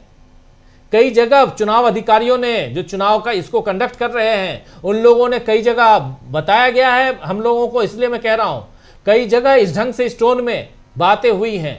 इसलिए यहां यह दुखद है कि चुनाव आयोग वन फाइन डे आपके अधिकार को ही, मताधिकार को ही शून्य कर दे रहा है। और लेकिन यहां पर तो फिर नरेंद्र मोदी 12 साल से सत्ता पर काबिज कैसे हैं, पहले उनको भी जीरो किया जाए। बिल्कुल। जब आपका मतदान का अधिकार 0 हो गया तो नरेंद्र मोदी के प्रधानमंत्री रहने का अधिकार कैसे अभी तक लागू है? कैसे कैबिनेट अभी तक काम कर रही है? कैसे ये मंत्रिमंडल पूरा बैठा हुआ है? कैसे आज संसद, आज से बजट सत्र शुरुआत कैसे हो गई? सब खत्म करो ना, फिर सब खत्म कर दो, 0 करो, फिर से सबका मतदाता कार्ड बनवाओ, फिर से वोट डलवाओ और उसके बाद फिर दूध का दूध पानी का पानी करो। नहीं तो आप हमारे आपके मतदान के अधिकार को छीन लोगे, लेकिन आपने जिनको चुन के भेजा है उनको आप वहां बैठाए रखोगे। वो सही है और हम ही गलत हो गए जो चुन के भेजा। ये कहां से, कौन सा नियम है? ये कौन सा नियम है? और यही बात यहां शंकर नारायण कह रहे हैं। आगे क्या कुछ? हाँ बिल्कुल, शंकर नारायण यही कह रहे हैं और शंकर नारायण अपनी आगे बात रखते हैं। वो कह रहे हैं कि भाई जो इन्होंने मिस्टर द्विवेदी ने कहा कि वह इस बात पर विवाद नहीं कर रहे हैं। अगर आप चुनाव आयोग के तौर पर इस बात पर विवाद नहीं कर रहे हैं तो एक संवैधानिक अधिकार जो पहले से ही वोटर लिस्ट में शामिल व्यक्ति को मिला हुआ है, उसे संविधान या रिप्रेजेंटेशन ऑफ पीपुल एक्ट 1950 से 51 में बिना कोई बदलाव किए, बिना कोई नियम लाए, बिना कोई आदेश जारी किए, जो अनुच्छेद 324 के तहत आपको साफ तौर पर उपलब्ध है, छीन लिया गया है। चुनाव आयोग ने पिछले साल जुलाई में एक ऑफिस ऑर्डर जारी किया था और हमें बताया था कि वह पूरे देश के लिए ये काम करने जा रहा है। उनका तर्क है कि अनुच्छेद 324 के तहत उनके पास पूरे अधिकार हैं, तो फिर रिप्रेजेंटेशन ऑफ पीपुल्स एक्ट के सेक्शन 21 की व्याख्या करने की आवश्यकता ही क्या बची? फिर अगर 324 के तहत आपके पास पूरे अधिकार हैं तो फिर ये रोपा के सेक्शन 21 की व्याख्या करने की आवश्यकता ही क्यों है? फिर उसकी व्याख्या आप क्यों कर रहे हैं? ये सवाल गोपाल शंकर नारायण ने पूछा। जी बिल्कुल, बिल्कुल सही आप कह रहे हैं। ये सवाल यहाँ पर गोपाल शंकर नारायण ने पूछा है और साफ साफ पूछा है। और गोपाल शंकर नारायण कह रहे हैं कि इलेक्शन कमीशन ऑफ इंडिया ने पिछले साल जुलाई में एक ऑफिशियल ऑर्डर जारी किया और हमें बताया था कि वो पूरे देश के लिए ये प्रक्रिया शुरू करने जा रही है, चुनाव आयोग शुरू करने जा रहा है। उनका तर्क है कि आर्टिकल 326 के तहत ये पूर्ण शक्ति प्राप्त है इनको, तो फिर ROPA एक्ट यानी रिप्रेजेंटेशन ऑफ पीपल एक्ट की जो धारा 21 है उसकी व्याख्या करने की क्या आवश्यकता है? फिर उसकी व्याख्या क्यों की जाए? उस एक्ट को ही खत्म कर दीजिए, उसकी धारा 21 को खत्म कर दीजिए। उसकी धारा क्या है? रिप्रेजेंटेशन ऑफ पीपल एक्ट 1950 या 51 की धारा 21/3 ये कहता है कि आपको अगर SIR करवाना है तो और कहीं ऐसी शंका आशंका हो तो उस क्षेत्र मतलब उस विधानसभा या उस जिला, बिल्कुल माइक्रो लेवल पे आप करवा सकते हैं, पूरे देश में नहीं करवा सकते। SIR आप पूरे देश में करवा या उस कॉन्स्टिट्यूंसी के अंदर भी क्षेत्र में, हाँ, और वहां भी आपको अपना आधार बताना पड़ेगा कि वहां आप क्यों करा रहे हैं, किन विशेष परिस्थिति में आप करवा रहे हैं। तो ये आपको पूरे राज्य में या पूरे जिले में एक साथ कराने की भी आपको अनुमति या पूरे देश में एक साथ कराने की अनुमति नहीं देता है रिप्रेजेंटेशन ऑफ पीपुल्स एक्ट यानी लोक प्रतिनिधित्व अधिनियम की धारा 21(3) जो है वो आपको ये अधिकार नहीं देती है। आपको जो अधिकार है वो एक खास विधानसभा क्षेत्र या उसके किसी क्षेत्र में, विधानसभा क्षेत्र के भी किसी खंड में, ये आपको SIR कराने की अनुमति मिलती है। और इसका इस्तेमाल असम के एक क्षेत्र में, एक विधानसभा क्षेत्र के भी एक हिस्से में पहले किया गया है। केवल एक बार इसका इस्तेमाल हुआ है SIR का, और वो भी एक खास विधानसभा क्षेत्र के खास हिस्से में। तो यही आपको अधिकार है, आप पूरे देश में या पूरे राज्य में या पूरे जिले में आप एक साथ नहीं करा सकते। बिल्कुल बिल्कुल सही कह रहे हैं। और ये एक साथ ये इस ढंग से ये नहीं हो सकता है जिस ढंग से यहाँ पे करवाया गया, जिस ढंग से यहाँ पूरी की पूरी प्रक्रिया, और अभी भी और ये बिल्कुल सीना ठोक के करवा रहे हैं कि नहीं हम तो करवाएंगे। उसके बाद इस पर इतने दिनों से बहस भी चल रही है। अब इसमें फैसला क्या आता है ये तो अलग बात है, लेकिन फाइनल सुनवाई आज चल रही है और 4:05 अभी तक सुनवाई जारी है। और ये सुनवाई क्या आगे बढ़ेगी ये भी एक बड़ा सवाल है। लेकिन यहाँ पर गोपाल शंकर नारायण अपनी बात रख रहे हैं और गोपाल शंकर नारायण ने रिप्रेजेंटेशन ऑफ पीपल एक्ट 1951 का जिक्र किया है। और मुझे जहाँ तक लगता है हमलिंदु जी की ये सुनवाई आगे बढ़ेगी। हाँ, आगे बढ़ रही है, चूँकि अब जिस तरीके के आ रहे हैं, चूँकि अब शंकर नारायण रख रहे हैं, इसके बाद फिर योगेंद्र यादव भी हस्तक्षेप कर रहे हैं, तो अभी योगेंद्र यादव को भी बात रखनी है, उनका भी सुनना जाना है। और कई अभी जो है बच्चे हैं, अभी अभिषेक मनु सिंह भी जो है वो भी अपनी बात रखेंगे, प्रशांत भूषण भी इस पर अपनी दलीलें देंगे, वृंदा ग्रोवर भी देंगी, शाहजान फरासत भी देंगे, चूँकि अभी कई अधिवक्ता जो है, चूँकि चुनाव आयोग ने जो बातें रखी हैं उसका जवाब तो दिया जाएगा। शंकर नारायण ने कहा कि चुनाव आयोग ने पिछले जो साल जुलाई में एक ऑफिस ऑर्डर जारी किया था और हमसे कहा था कि ये पूरे देश के लिए काम करने जा रहा है। उनका तर्क है कि आर्टिकल 324 के तहत उनके पास पूरे अधिकार हैं, तो फिर रोपा के सेक्शन 21 की व्याख्या करने की क्या जरूरत है। फिर योगेंद्र यादव जो हैं वो खड़े हुए और उन्होंने कोर्ट से कहा कि मैंने इस कोर्ट के ध्यान में जो भी तथ्य स्रोत या तरीका लाया है, चुनाव आयोग ने उसमें से किसी पर भी विवाद नहीं किया है, कोई आपत्ति नहीं जताई है। मैंने भी जो तर्क रखे हैं उस पर चुनाव आयोग ने किसी भी तरीके की कोई आपत्ति दर्ज नहीं कराई है, ये कहना है योगेंद्र यादव का। आपको बता दूं दोस्तों कि योगेंद्र यादव भी इसमें एक याचिका करता है। योगेंद्र यादव इंडिविजुअली उन्होंने याचिका दायर की है, तो योगेंद्र यादव की याचिका है। फिर ADR यानी एसोसिएशन फॉर डेमोक्रेटिक रिफॉर्म्स, जो चुनावी धांधलियों, चुनाव के ऊपर जो पहरेदारी होती है कह सकते हैं, वो करने वाली संस्था है। चुनाव में किसके पास कितने पैसे हैं, चुनाव से संबंधित हर तरह का, कौन क्रिमिनल केसेस किसके ऊपर हैं, किसके ऊपर नहीं हैं, चुनाव सुधार से संबंधित तमाम चीज़ों को, तमाम बारीकियों को वो देश की जनता तक लाने की कोशिश करता है ये संगठन। और इसलिए ये इसका नाम है एसोसिएशन फॉर डेमोक्रेटिक रिफॉर्म्स, और अपने आप में लोकतांत्रिक इसमें रिफॉर्म की बात होती है, रिफॉर्म्स की। और ये इसके अलावा PUCL भी है। तो PUCL, ADR और योगेंद्र यादव के अलावा 8 पार्टियां हैं इसमें, जिसमें कांग्रेस पार्टी है, जिसमें समाजवादी पार्टी है, तृणमूल कांग्रेस है, जिसमें DMK है, जिसमें RJD है, JMM भी है, इसमें TMC है और वामदल है, AIMIM है। तो 8 ऐसी पार्टियां हैं, सब मिलकर इन लोगों ने याचिकाएं दी हैं और टोटल 11 याचिका। और इसमें इंडिविजुअल के रूप में एकमात्र नाम जो है वो है इनका योगेंद्र यादव का। और योगेंद्र यादव यहाँ साफ साफ कह रहे हैं कि मैंने जितने सवाल यहाँ खड़े किए थे उसमें से किसी पर आपत्ति नहीं जताई चुनाव आयोग ने, और ये इन्होंने मेंशन किया है, मेंशन किया है, बिल्कुल मेंशन किया। और उन्होंने आगे कहा योगेंद्र यादव ने, राजीव जी, कि मैंने पहले दिन कहा था कि 3 चीज़ें हैं जिन्हें हमसे फिर से देखना होगा। एक तो है पूरी तरह से इक्विटी और सटीकता, ये किसी भी चुनावी रोल के ग्लोबल स्टैंडर्ड हैं। कंप्लीटनेस पर मेरा तर्क था कि SIR के कारण चुनावी आबादी के अनुपात में तेज़ी से गिरावट आई है, जिससे पता चलता है कि इसमें स्ट्रक्चरल डिज़ाइन में कमी है और ये अचानक नहीं हुआ है। यानी कि जितना वयस्क मतदाता हैं उससे कम जो है वो मतदाता आपके क्यों हैं, मतलब वयस्क जनसंख्या जो है उससे कम क्यों आ रहे हैं, तो ये अनुपात गड़बड़ा रहा है। दूसरा, महिला और पुरुष का जो अनुपात है राजीव जी, वो गड़बड़ा रहा है। और ये बिहार के SIR के संदर्भ में योगेंद्र यादव ने जब पिछली बार दलील दी थी तब ये कहा भी था कि बिहार में जो महिला और पुरुष का रेशो है उससे काफ़ी कम जो है वो इस मतदान इसमें SIR के जो जरिए लिस्ट आई है उसमें हो गया है। तो ये उनका अपना तर्क था। तो आज भी उन्होंने ये तर्क रखे हैं कि मैंने पहले ही दिन जो था वो कहा था कि 3 चीज़ें हैं और फिर हमें उनको फिर से देखना पड़ेगा। जी बिल्कुल, 3 बातों का जिक्र इन्होंने किया है कि उसके आधार पर हमको ये देखना होगा, SIR को देखना होगा और पूर्ण निष्पक्षता और उसमें सटीकता की बात कर रहे हैं कि पूर्ण रूप से निष्पक्ष हो, सटीक हो, पारदर्शी हो। इन सब का जिक्र यहाँ पे, इन सब की बात यहाँ रखते हुए योगेंद्र यादव, और ये किसी भी मतदाता सूची के वैश्विक मानक हैं। कोई भी मतदाता सूची आप बनाइए उसमें सटीकता की बात और निष्पक्षता की बात होनी चाहिए। पूर्णता के संबंध में मेरा तर्क ये है कि SIR के कारण मतदाता जनसंख्या अनुपात में भारी गिरावट आई है, जो ये दर्शाता है कि इसमें संरचनात्मक दोष है और ये आकस्मिक नहीं है। यानी इसमें स्ट्रक्चरल यहाँ पर दोष है, स्ट्रक्चरल खामियां हैं और ये आकस्मिक नहीं है, ये अनायास नहीं है। ये बात यहाँ कह रहे हैं योगेंद्र यादव अपनी बात यहाँ रखते हुए स्ट्रक्चरल डिजाइन में डिफेक्ट बता रहे हैं और इट्स नॉट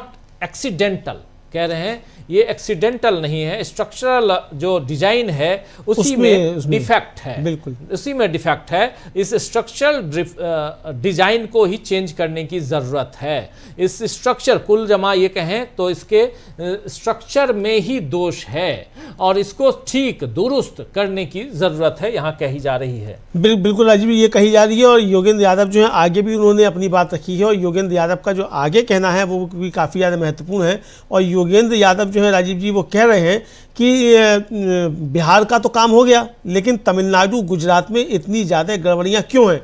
क्योंकि गलती डिज़ाइन में ही है। तो इस पर जस्टिस बागची ने कहा कि गुजरात और तमिलनाडु रिसीवर राज्य हैं, यानी कि वो पड़ोसी मतलब सीमावर्ती राज्य हैं, तो इसलिए डुप्लीकेट वोटर होने की संभावना है। तो इस पर योगेंद्र यादव ने कहा कि समस्या किसी भी रिवीजन में नहीं है जो होना ही चाहिए, बल्कि जिस तरह का रिवीजन हो रहा है उसमें है। दुनिया में आप कहीं भी एक डिज़ाइन ले जाएं, इससे लोगों के वोट देने का अधिकार छिन जाएगा। वे कहते हैं कि मैं 2019 के जनसंख्या अनुमानों पर भरोसा कर रहा हूं, तो 2020 के बिल्कुल नहीं। वे बिल्कुल सही है, 2020 का एक बाद का अनुमान भी था, लेकिन मुझे लगता है कि ईसीआई ये बताना भूल गया कि ये दोनों एक जैसे हैं। चुनाव आयोग यह भी कहता है कि ये लगभग अनुमान है। फिर योगेंद्र यादव ने कहा कि थोड़ी बहुत गड़बड़ी 80 लाख लोगों की नहीं हो सकती। वैसे जनगणना के अनुमानों में जो गलतियां हुई वे जन्म दर के बारे में थी। इस मामले में हम जन्म दर की बात नहीं कर रहे हैं, क्योंकि उन सालों में जिन लोगों की बात हो रही थी वे 2011 की जनगणना में शामिल थे, इसलिए जन्म दर के किसी अनुमान की ज़रूरत नहीं है। हम सिर्फ मृत्यु दर देख रहे हैं।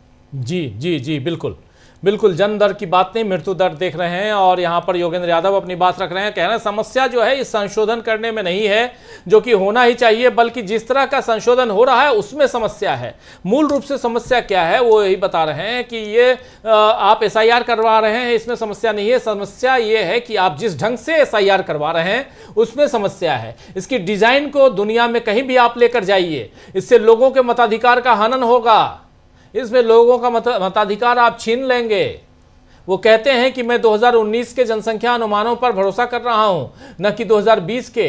वो बिल्कुल सही है, 2020 का एक बार का अनुमान भी था, लेकिन मुझे लगता है कह रहे हैं कि ईसीआई ये बताना भूल गया है कि ये दोनों अनुमान एक जैसे हैं। चुनाव आयोग को भी कहता है कि ये अनुमान लगभग समान हैं। 2020-2019 की बात हो रही है। और इसके अलावा यहाँ पर चुनाव आयोग के सामने और कोर्ट के सामने अपनी बात रखते हुए योगेंद्र यादव कह रहे हैं मामूली दोहराव से 80 लाख लोग नहीं हो सकते प्रभावित। संयोग से जनगणना अनुमानों से में तो जो त्रुटियां हुई हैं वो जन्म दर से संबंधित त्रुटियां हैं। इस मामले में हम जन्म दर पर विचार नहीं कर रहे हैं, क्योंकि जिन लोगों के बारे में इस साल बात हो रही है वो सभी 2011 की जनगणना में शामिल थे। इसलिए जन्म दर की अनुमान की बात उसकी आवश्यकता नहीं है। हम केवल मृत्यु दर पर ही विचार कर रहे हैं।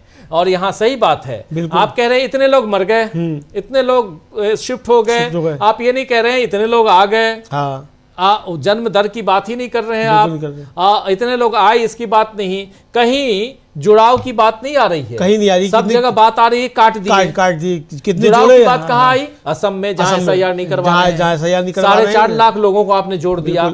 और यहाँ भी बिहार में भी सुप्रीम कोर्ट ने लिस्ट मांगी कि आपने जिनको जोड़ा है 22 लाख लोगों को उनकी लिस्ट दीजिए। वो लिस्ट आज तक नहीं दी है कि किन को जोड़ा है, कौन है वो लोग, इसका भी कोई पता नहीं है। फिर योगेंद्र यादव ने कहा कि 2022 में बिहार का सीपी रेशियो 100 से ज़्यादा हो गया था, लेकिन सालाना रिवीजन की सामान्य प्रक्रिया से ये पहले ही 106 से घटकर 97 हो गया था।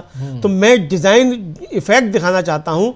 हर उस राज्य में जहाँ एसआईआर लागू हुआ है वोटर्स का अनुपात आबादी के अनुपात से काफ़ी कम हो गया है, और यह कोई इत्तेफाक नहीं है। बिल्कुल बिल्कुल बिल्कुल, आप सही कह रहे हैं। यहाँ पर साफ साफ एसआईआर को लेकर और अपनी बात रखते हुए यहाँ योगेंद्र यादव बहुत महत्वपूर्ण चर्चा, यहाँ योगेंद्र यादव की इस सुनवाई में दलीलें और कह रहे हैं कि इलेक्शन कमीशन ऑफ इंडिया का कहना है कि बिहार का जनसंख्या सूचकांक अनुपात 2022 में 100 तक पहुँच गया था, लेकिन वार्षिक संशोधन की सामान्य प्रक्रिया के कारण, सामान्य प्रोसेस के कारण ये पहले ही 106 से घटकर 97 हो चुका था। मैं इसके पीछे के डिज़ाइन के प्रभाव को देखना चाहता हूं। हर उस राज्य में जहां जनसंख्या सूचकांक बढ़ा है वहां मतदाताओं का अनुपात जनसंख्या अनुपात से काफी कम हो गया है। ये कोई संयोग नहीं है, ये प्रयोग कर रहे हैं आप। ये साफ साफ कहा जा रहा है इनकी तरफ से, योगेंद्र यादव की तरफ से, और कर रहे हैं लॉर्डशिप प्रवास के बारे में बिल्कुल सही है। यहाँ पर जो बात कही जा रही है, जो यहाँ से वहाँ चले गए, जो शिफ्ट हो गए, ट्रांसफ़र हो गए, उसकी बात कह रहे हैं। प्रवासी बिहारी जो कह रहे हैं, आपकी कई बिहारी, सूर्यकांत जी खुद कह रहे थे कि पंजाब चले गए, हमारे यहाँ वो 3 पीढ़ियों से रह रहे हैं, और ये कह रहे हैं। और इस पर योगेंद्र यादव ने कहा कि लॉर्डशिप माइग्रेशन के बारे में बिल्कुल सही कह रहे हैं। बिहार आउट माइग्रेशन वाला राज्य है, यूपी भी आउट माइग्रेशन वाला राज्य है, जबकि नीति आयोग के अनुसार तमिलनाडु और गुजरात इन माइग्रेशन वाले राज्य हैं। तो बिहार और यूपी से लोग जा रहे हैं, लेकिन तमिलनाडु से 97 लाख और गुजरात से 74 लाख लोग कम क्यों हो जा रहे हैं फिर? बिल्कुल, इसका माइग्रेशन से कोई लेना देना नहीं है, ये सीधे सीधे डिजाइन की कमी का मामला है।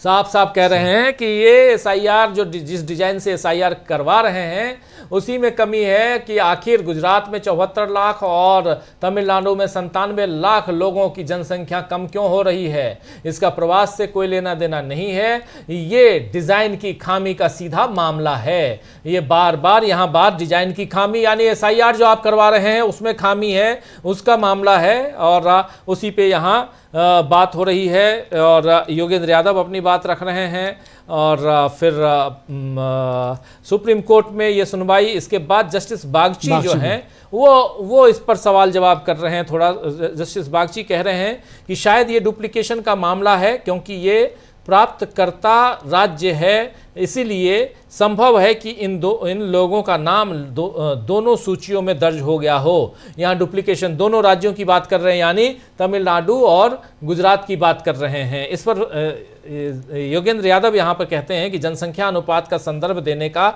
यही मुख्य बिंदु है। जब तक पूरा देश अमेरिका में पलायन नहीं कर रहा है तब तक सभी राज्यों को नुकसान नहीं हो सकता, यही मुख्य बात है। असम को छोड़कर जहाँ एसआईआर नहीं किया गया था हर राज्य को नुकसान हो रहा है। ये वही बात अभी जो मैं असम का कह रहा था वही बात यहाँ कह रहे हैं योगेंद्र यादव कि असम को छोड़कर, असम में तो वहाँ जुड़ गया, लेकिन बाकी जगहों पे जहाँ एसआईआर करवा रहे हैं उन सारे राज्यों में नुकसान हो रहा है असम को छोड़कर, क्योंकि असम में एसआईआर नहीं करवा रहे हैं, वहां पर आपने एसआर करवाया, और एसआर करवाया, स्पेशल रिवीजन करवाया, तो वहां हो ये रहा है कि वहां पे 4.5 लाख वोटर जुड़ गए। बिल्कुल बिल्कुल। और फिर ये कहा आगे उन्होंने, योगेंद्र यादव ने, कि चुनाव आयोग कहता है कि कोई अपील नहीं हुई, यह सिर्फ अंग्रेजी शब्दों का खेल है। हाँ, किसी व्यक्ति ने संपर्क नहीं किया, क्योंकि अगर वे करते तो बेवकूफ़ होते। चुनाव आयोग पहले ही आधार को बाद में डॉक्यूमेंट के तौर पर शामिल करने का आदेश दे चुका था।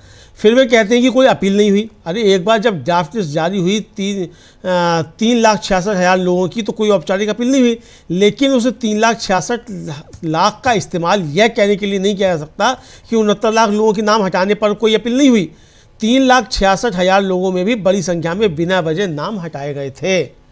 ये योगेंद्र यादव ने अपनी दलील दी है राजीव जी। जी जी जी, बिल्कुल बिल्कुल। यहाँ योगेंद्र यादव की दलील बहुत महत्वपूर्ण है। योगेंद्र यादव यहाँ पर दलील दे रहे हैं और फिर कह रहे हैं योगेंद्र यादव, मेरा दूसरा मुद्दा समानता से संबंधित है।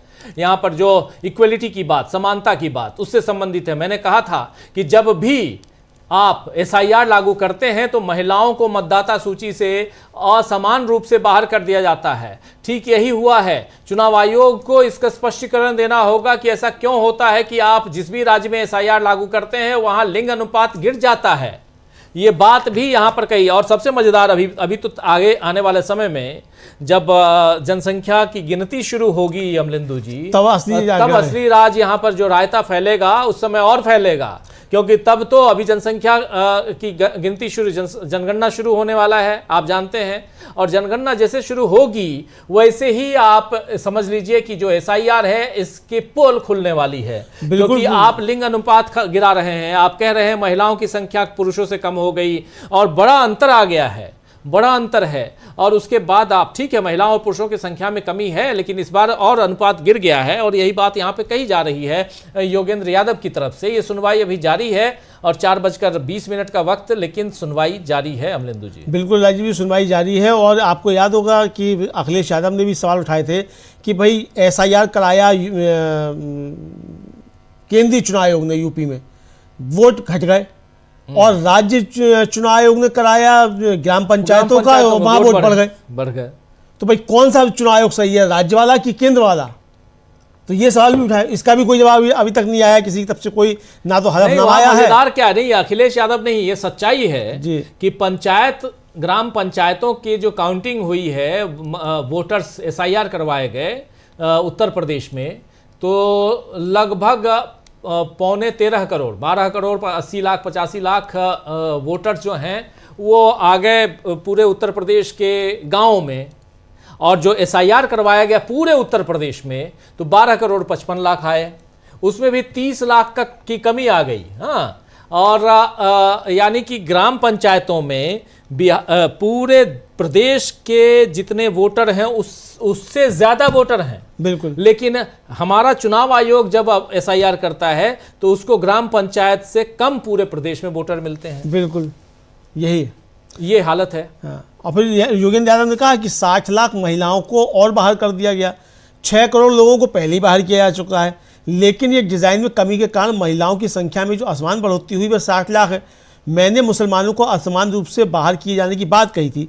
चुनाव आयोग ने कहा कि सांप्रदायिक नज़रिए की निंदा की जानी चाहिए, लेकिन निंदा तो चुनाव आयोग की होनी चाहिए। यह चुनाव आयोग के आदेश की भाषा है कि एक खास समुदाय के 15,800 वोटर्स को बाहर कर दिया गया है। यह मंजूर नहीं है, इसलिए हम इसकी जांच कर रहे हैं। अगर समुदाय को देखना गलत है तो मुझे डर है कि चुनाव आयोग को अपने ही रिकॉर्ड्स की निंदा करनी पड़ेगी। ये योगेंद्र यादव ने कहा है। राजीव जी 60 लाख महिलाओं का जिक्र यहाँ कर रहे हैं चुनाव आयोग के ऊपर सीधा वार करते हुए यहाँ योगेंद्र यादव की दलीलें बहुत महत्वपूर्ण हो जाती हैं। कह रहे हैं कि 60 लाख महिलाओं को अतिरिक्त रूप से बाहर कर दिया गया है।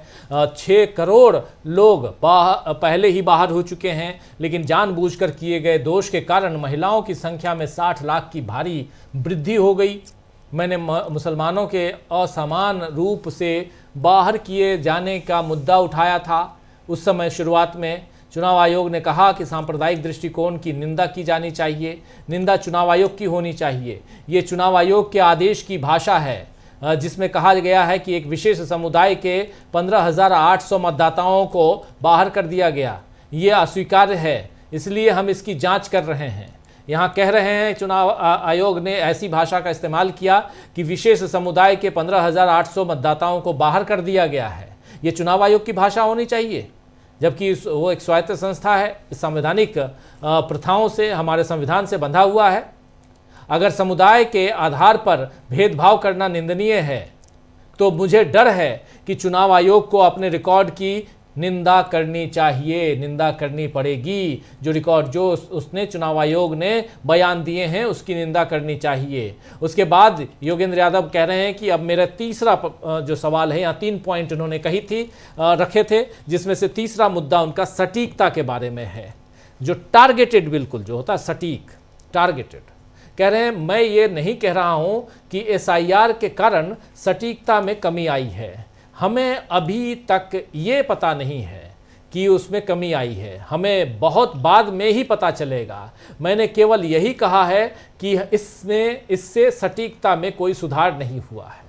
ये बहुत इंपॉर्टेंट बात इन्होंने कही है यहाँ पे योगेंद्र यादव ने कि इसकी एक्यूरेसी की जो बात है, कितना एक्यूरेसी है इसमें, इस पूरे काम को करने में, उसकी बात यहाँ आ रही है कि my third point is about accuracy और वो कितना सटीकता यहाँ पे है इस काम में, ये तो बाद में पता चलेगा, लेकिन इस पर सवाल उठेंगे। ये बात यहाँ कही जा रही है अमलेंदु जी। हाँ बिल्कुल राजीव जी, ये बात कही जा रही है कि इस पर सवाल उठेंगे और सवाल उठ ही रहे हैं। और ये बिल्कुल देखने में आया है कि बिहार में अगर आपने SIR कराया तो जैसा कि वो रिपोर्टर्स कलेक्टिव की रिपोर्ट थी कि भाई 15 लाख से ज़्यादा नाम जो है वो डुप्लीकेट उसमें जुड़े हुए हैं, अभी भी हैं। तो क्यों, अगर एक्यूरेसी थी तो क्यों हुआ? यहाँ तक कि जो बिहार के उप मुख्यमंत्री हैं विजय सिन्हा, उनके ही 2 SIR फॉर्म भरे गए थे। तो फिर ये एक्यूरेसी थी तो 2 फॉर्म एक उप मुख्यमंत्री के कैसे भर गए? तो इसको भी लेकर सवाल हैं। तो ये काफ़ी ज़्यादा सवाल जो है राजीव जी अभी उठ रहे हैं और योगेंद्र यादव अपनी बात अभी लगातार रख रहे हैं। जी बिल्कुल, योगेंद्र यादव की बात यहाँ पर अब कह रहे हैं। मेरा आखिरी पॉइंट यहाँ पर आपके सामने रखना चाहता हूँ। योगेंद्र यादव कह रहे हैं कि आखिरी मुद्दा है इलेक्शन कमीशन ऑफ इंडिया योजना के बारे में, जिसमें उनकी मौजूदा अपीलों का जिक्र है। यह अंग्रेजी भाषा का एक व्यंग है। उनका कहना है कि दस्तावेजों की कमी के कारण योजना में शामिल ना होने की शिकायत लेकर कोई भी पीड़ित व्यक्ति इस अदालत में नहीं आया। किसी ने इसीलिए संपर्क नहीं किया क्योंकि तब तक माननीय न्यायाधीश ने आधार कार्ड स्वीकार करने का आदेश दे दिया था, इसीलिए मामला सुलझ गया था। ये कह रहे हैं कि आखिरी पॉइंट कि अभी तक कोई क्यों नहीं आया, तो ये बोल रहे माननीय अदालत ने उस समय इसीलिए नहीं आया कोई क्योंकि तब तक आपने आदेश कर दिया था इनको, चुनाव आयोग को, कि आप आधार कार्ड ले सकते हैं, और इसीलिए वो नहीं आए। और क्योंकि अब वो आधार कार्ड की बात आ गई इसलिए यहाँ नहीं आए, यहाँ कह रहे हैं योगेंद्र यादव। बिल्कुल बिल्कुल यही कह रहे हैं कि भाई ये कह रहे हैं। और साफ तौर पर योगेंद्र यादव ने कहा कि भाई आखिरी बात जो स्कीम के बारे में है कि उनकी मौजूदा कोई अपील नहीं है, ये सिर्फ अंग्रेजी भाषा का खेल है। और वो कहते हैं कि पीड़ित व्यक्ति ने डॉक्यूमेंट्स की कमी के कारण शामिल ना किए जाने का आरोप लगाते हुए इस कोर्ट से संपर्क नहीं किया। तो किसी भी व्यक्ति ने संपर्क इसलिए नहीं किया क्योंकि तब तक आपने यानी सुप्रीम कोर्ट ने स्वीकार करने के लिए आधार कार्ड का आदेश दे दिया था, इसलिए उस समय मामला सुलझ गया था। तो कोई सामने नहीं आया। और यही जस्टिस सूर्यकांत ने कहा था कि बिहार में हमने देखा कि हमारे एमिकस म्यूरी जो थे, जो मदद कर रहे थे, उनको कोई भी व्यक्ति नहीं मिला जिसने शिकायत की हो। तो इस पर ये जवाब उनका योगेंद्र यादव का आया है कि भाई आपने जो कहा कि कोई व्यक्ति नहीं मिला तो इसलिए आपको नहीं मिला, इसलिए कोई यहाँ नहीं आया कि तब तक आपने आधार कार्ड को शामिल कर देने का आदेश दे दिया था। जी बिल्कुल बिल्कुल बिल्कुल सही आप कह रहे हैं। यहाँ पे योगेंद्र यादव ने इस हिसाब से, इस ढंग से अपने लास्ट पॉइंट रख दिया है। और इसके बाद दोनों जजों के बीच जो बेंच बैठी हुई है, उस दोनों बेंच आपस में ये लोग बात कर रहे हैं। आगे देखते हैं कि इनमें क्या चलता है, क्या सुनवाई होती है और सुनवाई आगे बढ़ती है या नहीं, ये सब कुछ इसके बाद पता चलेगा। लेकिन अभी जो है कि इन्होंने अपनी पूरी बात रख दी है, ये साफ दिखाई दे रहा है। हाँ बिल्कुल, इन्होंने अपनी पूरी बात रख दी है, ये साफ समझ में आ रहा है। और ड्राफ्ट लिस्ट जारी होने के बाद 3,66,000 मतदाताओं को हटा दिया गया। चुनाव आयोग की भाषा में यही एक बात डिलीशन है, क्योंकि वे बाकी 65 लाख को डिलीशन मानते ही नहीं है। यानी पहले जो 65 लाख उन्होंने पहले ही ड्राफ्ट लिस्ट जारी होने से पहले ही काट दिए, उसको डिलीशन मानते ही नहीं है। तो वो केवल 3,66,000 को ही डिलीशन मान रहे हैं जो आखिर में फाइनल लिस्ट में आया। तो यानी आप 3,66,000 को डिलीशन मान रहे हैं, लेकिन आप 65 लाख को डिलीशन मान ही नहीं रहे, जबकि आपने ये बिहार की बात हो रही है। और यहाँ पे ये बात रखी है योगेंद्र यादव ने यहाँ पर अपनी बात रखते हुए उन्होंने साफ साफ कहा है कि लास्ट में आपने 3,66,000 लोगों को हटा दिए, ये तो आप बता रहे हैं, लेकिन उससे पहले आप 65 लाख लोगों का आपने हटाया, उसका डिलीशन किया, उसके बारे में आप जिक्र ही नहीं करते हैं, उसको आप मान ही नहीं रहे हैं, उसके बारे में आप कुछ बता ही नहीं रहे, कह ही नहीं रहे हैं। आखिर क्या है ये बात यहाँ कही जा रही है, बहुत महत्वपूर्ण बात कही जा रही है इनकी तरफ से, योगेंद्र यादव की तरफ से। और योगेंद्र यादव इसमें उन्होंने कहा है कि मैं थोड़ी सी बात और जोड़ना चाहता हूं, और उसके बाद ये सारी बातें यहाँ योगेंद्र यादव कह रहे हैं। अमलेंदु जी। हाँ बिल्कुल कह रहे हैं। और फिर योगेंद्र यादव ने कहा कि कोई फॉर्मल अपील नहीं की गई थी, लेकिन लोग नाम शामिल करवाने के लिए चुनाव आयोग गए थे, उनके नाम शामिल भी कर लिए गए, लेकिन उनके पास ऑप्शन था कि क्या आप अपना नाम शामिल करवाना चाहते हैं या अपील फाइनल करना चाहते हैं। तो वे बस अपना नाम शामिल करवाना चाहते हैं। जाहिर सी बात है कि अपील में जाइए, फिर उस पर सबूत दीजिए और फिर सुनवाई में शामिल होइए, उससे अच्छा नए सिरे से नाम शामिल कर लो। फॉर्म 6 भरना है, फॉर्म 6 भरा और हमने नए सिरे से नाम शामिल करवा लिया। लंबी प्रक्रिया में हम जाएं कि साहब ERO बुलाएगा, फिर DRO बुलाएगा, फिर हम सबूत पेश करेंगे, उससे अच्छा सबूत देने ही है तो नया अपना नाम शामिल कराओ। तो इसलिए लोगों ने फॉर्म 6 भर के नए नाम शामिल करा लिए। ये योगेंद्र यादव का तर्क है राजीव जी। हाँ, क्योंकि बार बार चुनाव आयोग ये कहता है कि इतने नाम काट दिए गए हैं, कह रहे हैं कई लोगों के नाम उसमें नहीं हैं और कई मृत बता दिए गए हैं, जबकि वो जिंदा हैं। तो उनके बारे में बता रहे हैं कि दो बातें यहाँ महत्वपूर्ण हुई हैं। एक बात तो ये कि आधार कार्ड को लेने का जब आदेश हुआ तो आधार कार्ड के साथ गए और कई लोगों ने वहाँ पर फॉर्म 6 भर कर अपने नाम वहाँ जो कट गए थे उसको जुड़वाना नहीं है। नया फॉर्म 6 का मतलब है कि आप अपने लिए नया वोटर कार्ड बनवाते हैं।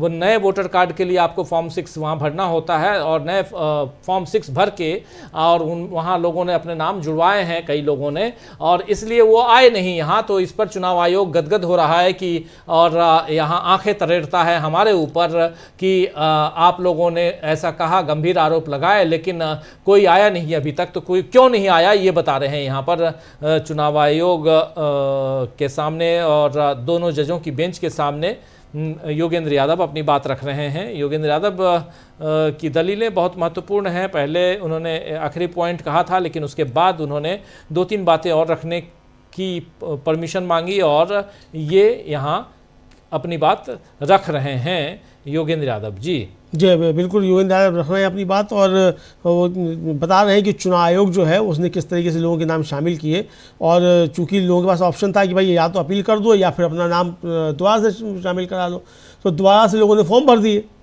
तो इनका ये कहना है कि अपील नहीं हुई, किसी ने हमने नाम कहा कि अपील नहीं हुई, तो इसलिए अपील नहीं हुई चूँकि वो अपील में जाने से बेहतर जो था प्रक्रिया वो नया नाम शामिल कराने की थी, इसलिए लोगों ने नए नाम शामिल करा लिए कि भाई ठीक है आप अपील में नहीं जाते। तो आप इसको ये कहें कि साहब कोई अपील नहीं आई, हमने नाम काट दिए, तो ये गलत है। लोगों ने जिनके नाम कटे उन्होंने फिर से अपने नाम शामिल कराए हैं। और राजीव जी, अभी जब उत्तर प्रदेश की लिस्ट जारी हुई तो कांग्रेस के प्रवक्ता जो है गुरदीप सिंह सप्पल, उनके और उनके पूरे परिवार का नाम काट दिया गया। उसके बाद फिर सीईओ यूपी ने जो था उनको ट्वीट का जवाब दिया और कहा कि भाई चूंकि आप यहाँ से शिफ्ट कर गए हैं तो इसलिए आपका नाम काट दिया गया, और आप फॉर्म 6 भर के फिर से अपना नाम शामिल करा लीजिए। तो ये तो आपका जो सीईओ है वो कह रहा है कि भाई आपका नाम चूंकि कट गया है लिस्ट में से, तो आप फॉर्म 6 भर के फिर से नाम शामिल करा लीजिए। गुरदीप सिंह सप्पल का तर्क ये था कि भाई मैं दोबारा नाम क्यों शामिल कराऊं, मेरा फॉर्म था, मैंने तो शिफ्टिंग का फॉर्म भरा, तो मेरा शिफ्ट होना चाहिए, लेकिन आपने उठाकर नाम काट दिया उसका। तो आप कह रहे हैं कि नए सिरे से फॉर्म भर दीजिए। फिर आप कहेंगे साहब वो आपने तो अपील की ही नहीं, आपने नए सिरे से नाम भर लिया, तो अपील तो हुई नहीं, हमने नाम काट दिए। तो आप अपना बचाव इस तरीके से नहीं कर सकते कि साहब आपने अपील की ही नहीं, कोई अपील ही नहीं आई, हमने नाम काट दिए। भाई जिनके अपने नाम काटे उन्होंने फिर से अपने नाम शामिल करा लिए, फॉर्म 6 भर के शामिल करा लिए। जी बिल्कुल बिल्कुल, बहुत महत्वपूर्ण है यहाँ पर ये जानना कि आखिर सुप्रीम कोर्ट में चल क्या रहा है। इस वक्त बहस चल रही है। योगेंद्र यादव ने थोड़ा सा समय और मांगा है, और वो अमूमन आप लोग जानते हैं कि सुप्रीम कोर्ट में 4 बजे तक ही बहस होती है, और उसके बाद बहस नहीं होती, बेंच उठ जाती है, और जो फैसले सुनाने की घड़ी आती है, कुछ फैसले लिखे जाते हैं, कुछ फैसले डिक्टेट होते हैं, वो सारी चीज़ें होती हैं। जजेज 4 बजे के बाद नहीं सुनते हैं, बहस में नहीं रहते हैं। लेकिन ये बहस अभी भी जारी है, और एसआईआर को लेकर यहाँ chief justice of India justice Suryakant ने कहा है कि ये आज फाइनल बहस हम कर रहे हैं। हालांकि डिमांड की जा रही है कि हम लोगों को भी सुनिए, थोड़ा सा और अपनी बात रखने की कोशिश, उसके लिए समय मांगने की कोशिश हो रही है। देखते हैं समय आगे बढ़ाते हैं कि नहीं बढ़ाते हैं, लेकिन योगेंद्र यादव अपनी बात रख रहे हैं लगातार। और पहले उन्होंने कहा था कि मैं आखिरी पॉइंट रख रहा हूं, लेकिन उसके बाद योगेंद्र यादव ने कुछ एक और पॉइंट के लिए अनुमति मांगी, और योगेंद्र यादव यहाँ पर कुछ और बातें रख रहे हैं, खासकर 65 लाख वाला मामला। हाँ, 65 लाख वाला मामला रख रहे हैं। और योगेंद्र यादव कह रहे हैं कि बड़ी संख्या में नाम गलत तरीके से हटा दिए गए थे, और फिर उन्हें 3,66,00,000 लोगों में फिर से शामिल किया गया, लेकिन कोई औपचारिक अपील नहीं की गई क्योंकि वह रास्ता बंद कर दिया गया था। फिर कहा कि बाकी 65 लाख लोगों के लिए चुनाव का कहना है कि शामिल करने के लिए 36,475 दावे किए गए थे। यह सही आंकड़ा नहीं है, क्योंकि चुनाव आयोग के पास ये पता लगाने का कोई सिस्टम नहीं है कि जब कोई फॉर्म 6 के लिए अप्लाई कर रहा है तो वो नया व्यक्ति है या कोई ऐसा व्यक्ति है जिसे पहले लिस्ट से हटा दिया गया था और अब वह वापस आ रहा है। जी, जाहिर सी बात है कि आपने जिन 65,000 लोगों के नाम काट दिया, अगर वो व्यक्ति फिर से फॉर्म 6 भर रहा है तो आपने उससे ये तो पूछा नहीं कि आपका नाम हमने काट दिया था, क्या आप वही हैं? तो आप कैसे बताएंगे कि साहब वो जो थे वो 36,000 जो है सिर्फ उनके आवेदन आए? ये आप कैसे कह सकते हैं? तो ये एक वैलिड पॉइंट जो है वो योगेंद्र यादव ने रखा है राजीव जी। बिल्कुल, योगेंद्र यादव यहाँ पर साफ साफ कह रहे हैं कि बड़ी संख्या में नामों को गलत तरीके से लिस्ट से, ड्राफ्टेड लिस्ट से बाहर कर दिया गया था, और फिर उन्हें 3,66,000 लोगों में भी इसको वो किया गया, यानी दोबारा शामिल कर लिया गया। लेकिन औपचारिक अपील नहीं की गई क्योंकि अपील का रास्ता बंद था। साफ साफ कह रहे हैं क्योंकि अपील करने का रास्ता ही आपने बंद कर रखा था। बाकी 65 लाख लोगों के लिए इलेक्शन कमीशन ऑफ इंडिया का कहना है कि शामिल करने के लिए 36,475 आवेदन आए थे, ये सही आंकड़ा नहीं है मिलॉर्ड, क्योंकि इलेक्शन कमीशन ऑफ इंडिया के पास ये पता लगाने का कोई यंत्र नहीं है कि फॉर्म 6 के लिए आवेदन करने वाला व्यक्ति नया है या कोई बाहर किया गया व्यक्ति वापस आ रहा है। ये बहुत बड़ा सवाल यहां पर कि आपने मेरा नाम हटा दिया और मैं नया फॉर्म भर के दे रहा हूं, और इलेक्शन कमीशन ऑफ इंडिया के पास ऐसा कोई यंत्र ही नहीं है कि वो पता लगा पाए कि जिनका नाम आपने काटा है उसने फॉर्म 6 के जरिए नया नाम जुड़वा लिया अपना नाम। और इसीलिए कई लोग कहते हैं कि चलो कोई बात नहीं, हमारा नाम कट गया, हम बाद में जुड़वा लेंगे। बिल्कुल। और आगे भी योगेंद्र यादव ने कहा, राजीव जी ने कहा कि हमने कंप्यूटर पर ये 65 लाख नाम चलाए और सर्च किया कि इनमें से कितने नाम किस रिवर मैकेनिज्म से फाइनल रोल में वापस आए, तो 2,97,000 नाम हटा दिए गए जो बिहार के फाइनल रोल में थे। कैसे?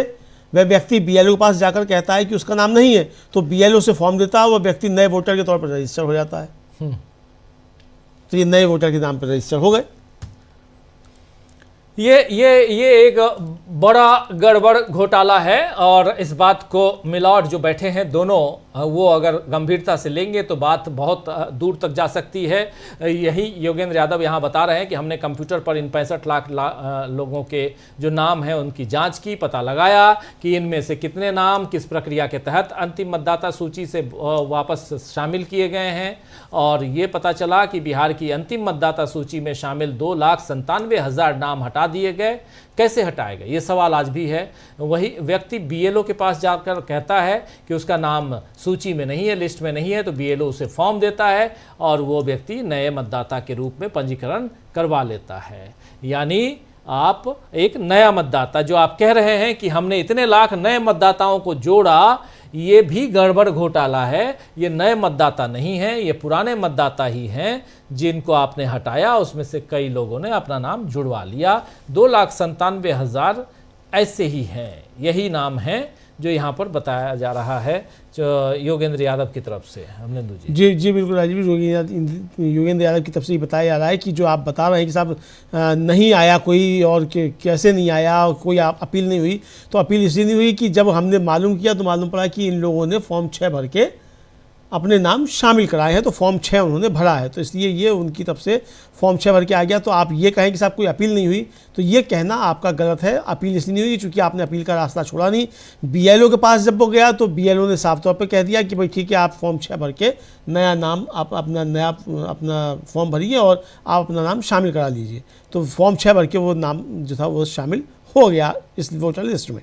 जी बिल्कुल बिल्कुल, आप सही कह रहे हैं। फॉर्म 6 के बाद नया नाम यहाँ पर जोड़ दिया गया, और नए नाम आपने जुड़वा तो लिए, नए नाम के तौर पे आप जुड़ गए, जबकि आपके पास already voter list, voter card पहले से था, जो SIR में वो कार्ड इनवैलिड हो गया क्योंकि आपसे जो दस्तावेज़ मांगे गए वो दस्तावेज आप नहीं दे पाए, या आप दिए तब भी उसमें आपका नाम नहीं है। और उसके बाद आपको BLO कहता है कि आप कोई बात नहीं, चिंता की बात नहीं है, आप फिर से नया भर दो, फॉर्म भर दो और हम आपका नाम करवा देंगे उसमें शामिल। और यही होता है। इसके बाद यहाँ पर स्थिति ये बनती है कि उनके नए वोटर के रूप में ये लोग 2,97,000 ऐसे वोटर हैं जो नए वोटर के रूप में जुड़ जाते हैं। 3,66,000 टोटल वोटर जोड़े गए यहाँ पे, तो 3,66,000 में से 2,97,000 तो ऐसे ही वोटर आ गए जो पुराने थे।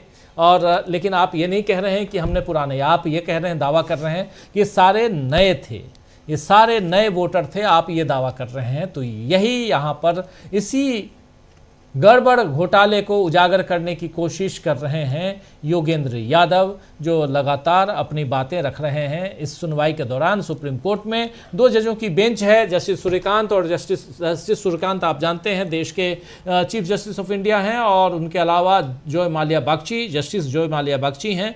इन दोनों जजों की बेंच इस पर फैसला क्या सुनाती है ये देखना दिलचस्प होगा।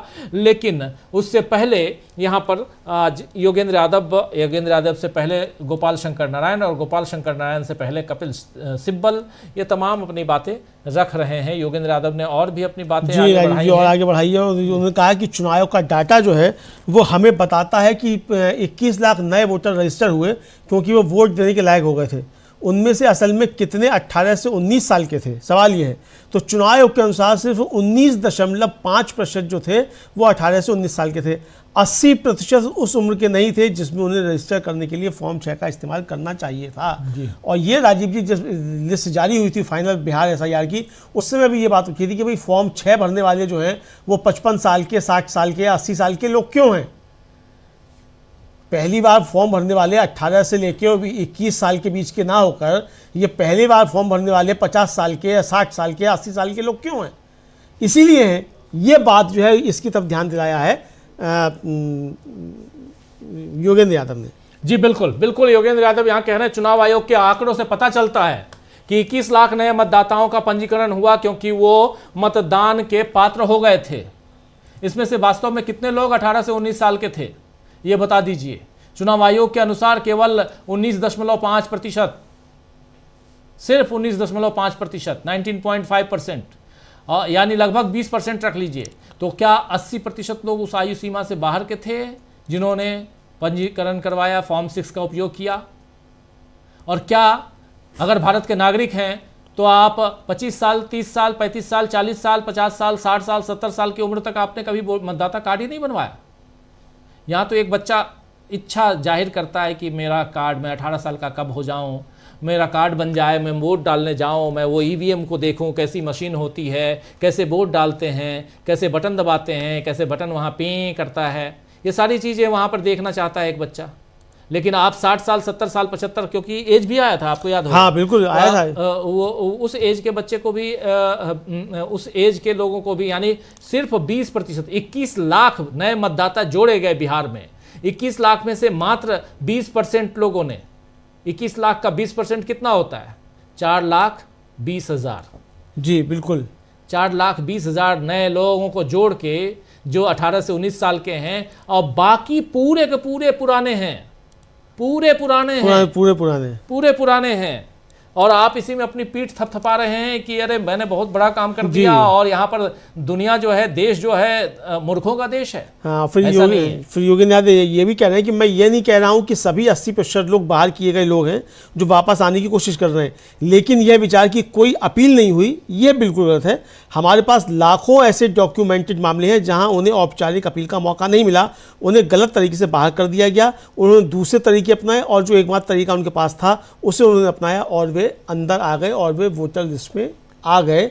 और अब सुनवाई राजीव जी कल भी जारी जी बिल्कुल बिल्कुल कह रहे हैं यहाँ पर योगेंद्र यादव कि मैं ये नहीं कह रहा हूं कि सभी 80% लोग निष्कासित लोग हैं, निकाल दिए गए लोग हैं जो वापस आने की कोशिश कर रहे हैं, लेकिन ये कहना कि अपील का कोई रास्ता नहीं था सरासर गलत है। हमारे पास लाखों ऐसे मामले दर्ज हैं जहां उन्हें औपचारिक अपील का मौका नहीं मिला, उन्हें गलत तरीके से निष्कासित निकाल दिया गया, उन्होंने कानूनी प्रक्रियाएं अपनाई और जो एकमात्र उपलब्ध प्रक्रिया थी उसे अपनाकर वो प्रवेश पाने में सफल रहे। यानी एकमात्र प्रक्रिया क्या थी? वो था फॉर्म 6 भरना। फॉर्म 6 भरे और उनको वहां पर वोटर कार्ड मिल गया।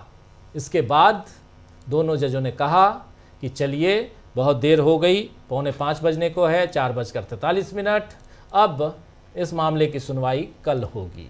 यानी कल फिर लगातार सुनवाई होगी और कल हम भी आप तक पहुंचाएंगे वहां की पूरी सुनवाई की दलीलें, एक एक दलीलें आप तक हम पहुंचाएंगे। आप हमारे साथ बने रहिए दोस्तों, बहुत महत्वपूर्ण आज चर्चा। जरा एक बार जल्दी से रिकैप कर दीजिए अमलिंदु जी, और इस लाइव को समाप्त करने की इजाजत चाहूंगा, लेकिन उससे पहले रिकैप करना जरूरी है कि आज हुआ क्या। सबसे पहले चुनाव आयोग के वकील साहब आए, उनके बाद कपिल सिब्बल, उनके बाद फिर गोपाल शंकर नारायण और फिर योगेंद्र यादव। क्या क्या हुआ जल्दी से 2-4 लाइनों में? बिल्कुल बिल्कुल राजीव जी, 2-4 लाइन में ये कि पहले था वो जो विजय हंसारिया साहब थे जो चुनाव आयोग के पक्ष में खड़े हुए थे, उन्होंने अपनी दलीलें दी और उनकी दलीलों को एक तरीके से खारिज कर दिया सुप्रीम कोर्ट ने।